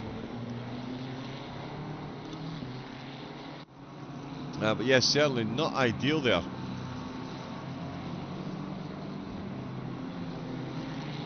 Yeah, Nico Veldman then still trying to get his way past Kuchta. Terence Keenan looking to guide this one home. 6 minutes left to go in a 19-second gap. Just pulling into more traffic again, actually. I didn't think that he would come up against any more traffic, but quite a lot to get through.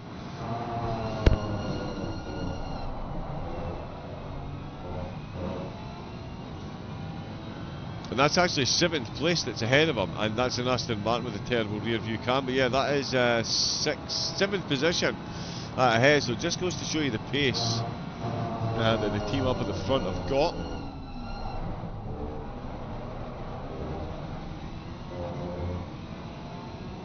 Having to absolutely gulp the water down.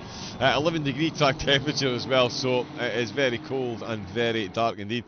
Terence Keenan just moving out of the way, letting the Honda unlap themselves. That is Gardner leading the way in the Pro-Ams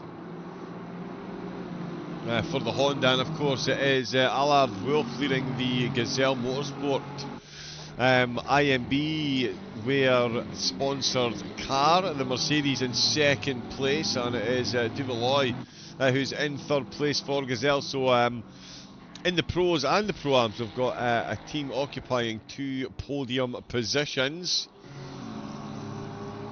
First and third, and second and third. There is Williams coming into the pits. That's a late pit stop for James Williams on some damage on the Porsche, to say the least. That's a lot of separation between the bonnet and bumper. Now let's have a look and see if we can see exactly what it was that ailed the Porsche driver. Oh, it just runs. Oh yeah, that's the 2nd time we've seen that happen to the car at the same corner, just on that exit. The back of the car just lifting up, spinning round. That's Williams into the wall and into the pits on his way out. That is Kuchia, the BMW everywhere. That will look, we're seeing Kuchia's BMW. Let's see. Carlo Terence Keenan's in the pits. Terence Keenan is in the pits. What's going on there? 34 minutes into the stint. Terence Keenan is into the pits. Carlo Barbary is in the lead of the race. Terence Keenan is down. What's going on there?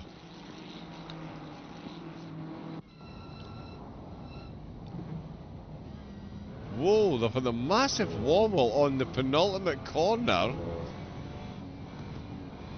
Have they run out of fuel? Oh, wow. To finish first, you must first finish. And Carlo Barberi, if he can finish the race, is going to finish first. The championship leaders are going to bring home a race win while being chased down by 10th place Simtech. Terence Keenan is back out of the pits in 6th position behind Nico Dudek. Cameraman, please, thank you. Behind Jakob Schaber, who is now up to 4th, and on the podium is Hold Fast Motorsport. Hold fast thy faith, O followers.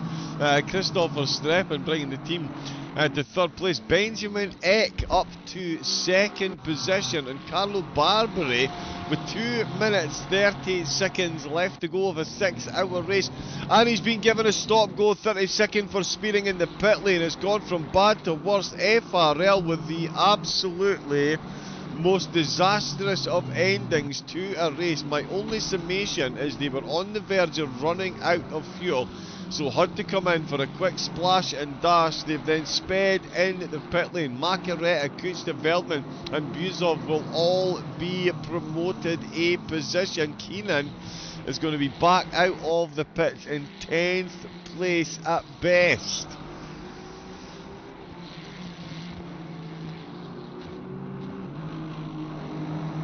And in to serve the pit stop is Barberi.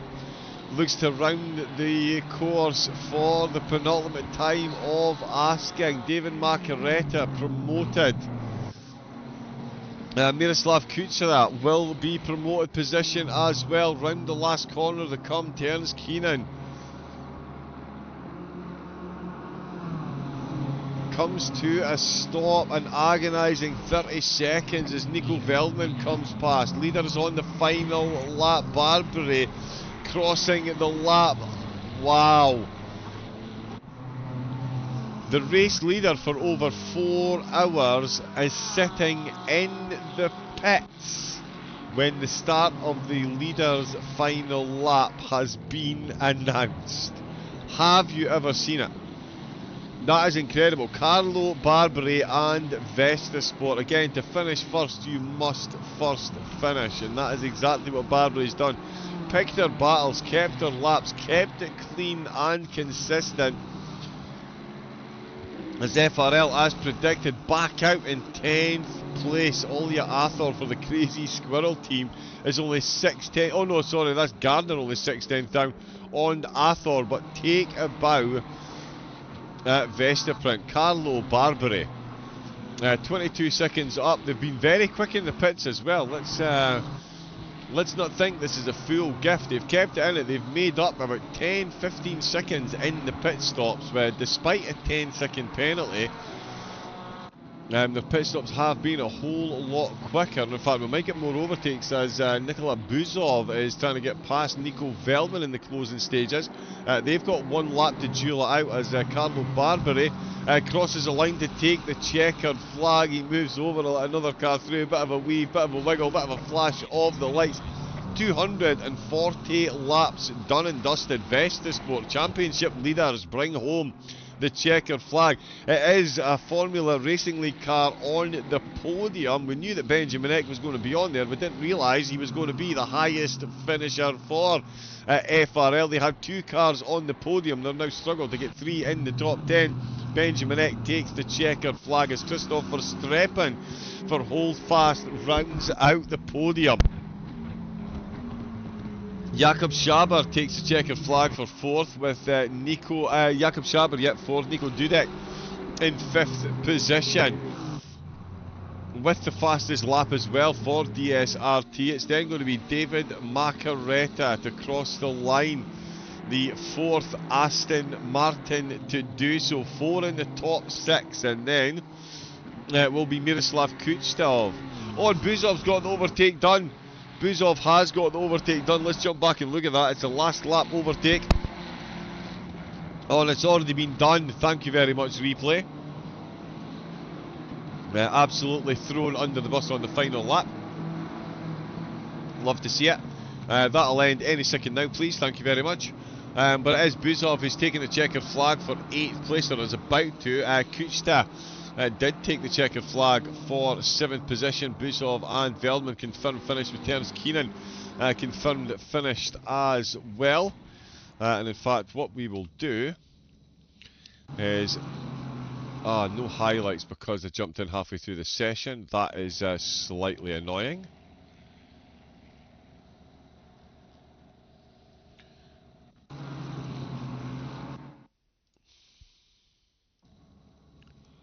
But yeah, let's have a look at the race results. In the arms, it was Gardner, Handy and Pierce that came across the line in the Honda to take the top spot, with Gazelle in 2nd and 3rd, TSE in 4th, with Taylor Leeson and Emmanuelson in 5th, with FRL in 6th position. And in the pros, it was Barbarian Adamu bringing home the win. Ekin Zagdal for FRL ahead of Holdfast Racing. MSR in 4th place. Dudek and Kleinen in 5th, with TSE in 6th place.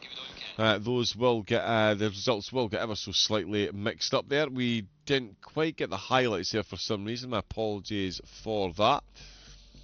But what a race that was, and what a finish. Running out of fuel and then getting a drive-through for speeding in the pit lane. Absolutely incredible. And the chat suddenly came alive as well. Good evening all. Francesco Adamu in the pits.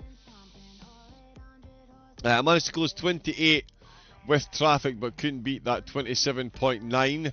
Let's go, says Climax. We've got Paolo Scalmani in the pits, in the chat as well. Willie AEM. Yeah, but congratulations to everyone that took part in the race. Apologies again for not grabbing those highlights. I'm not sure why we didn't get the option. But yeah, what a race that was for round number 5. I'll have control of my screen once again if you don't mind. Thank you.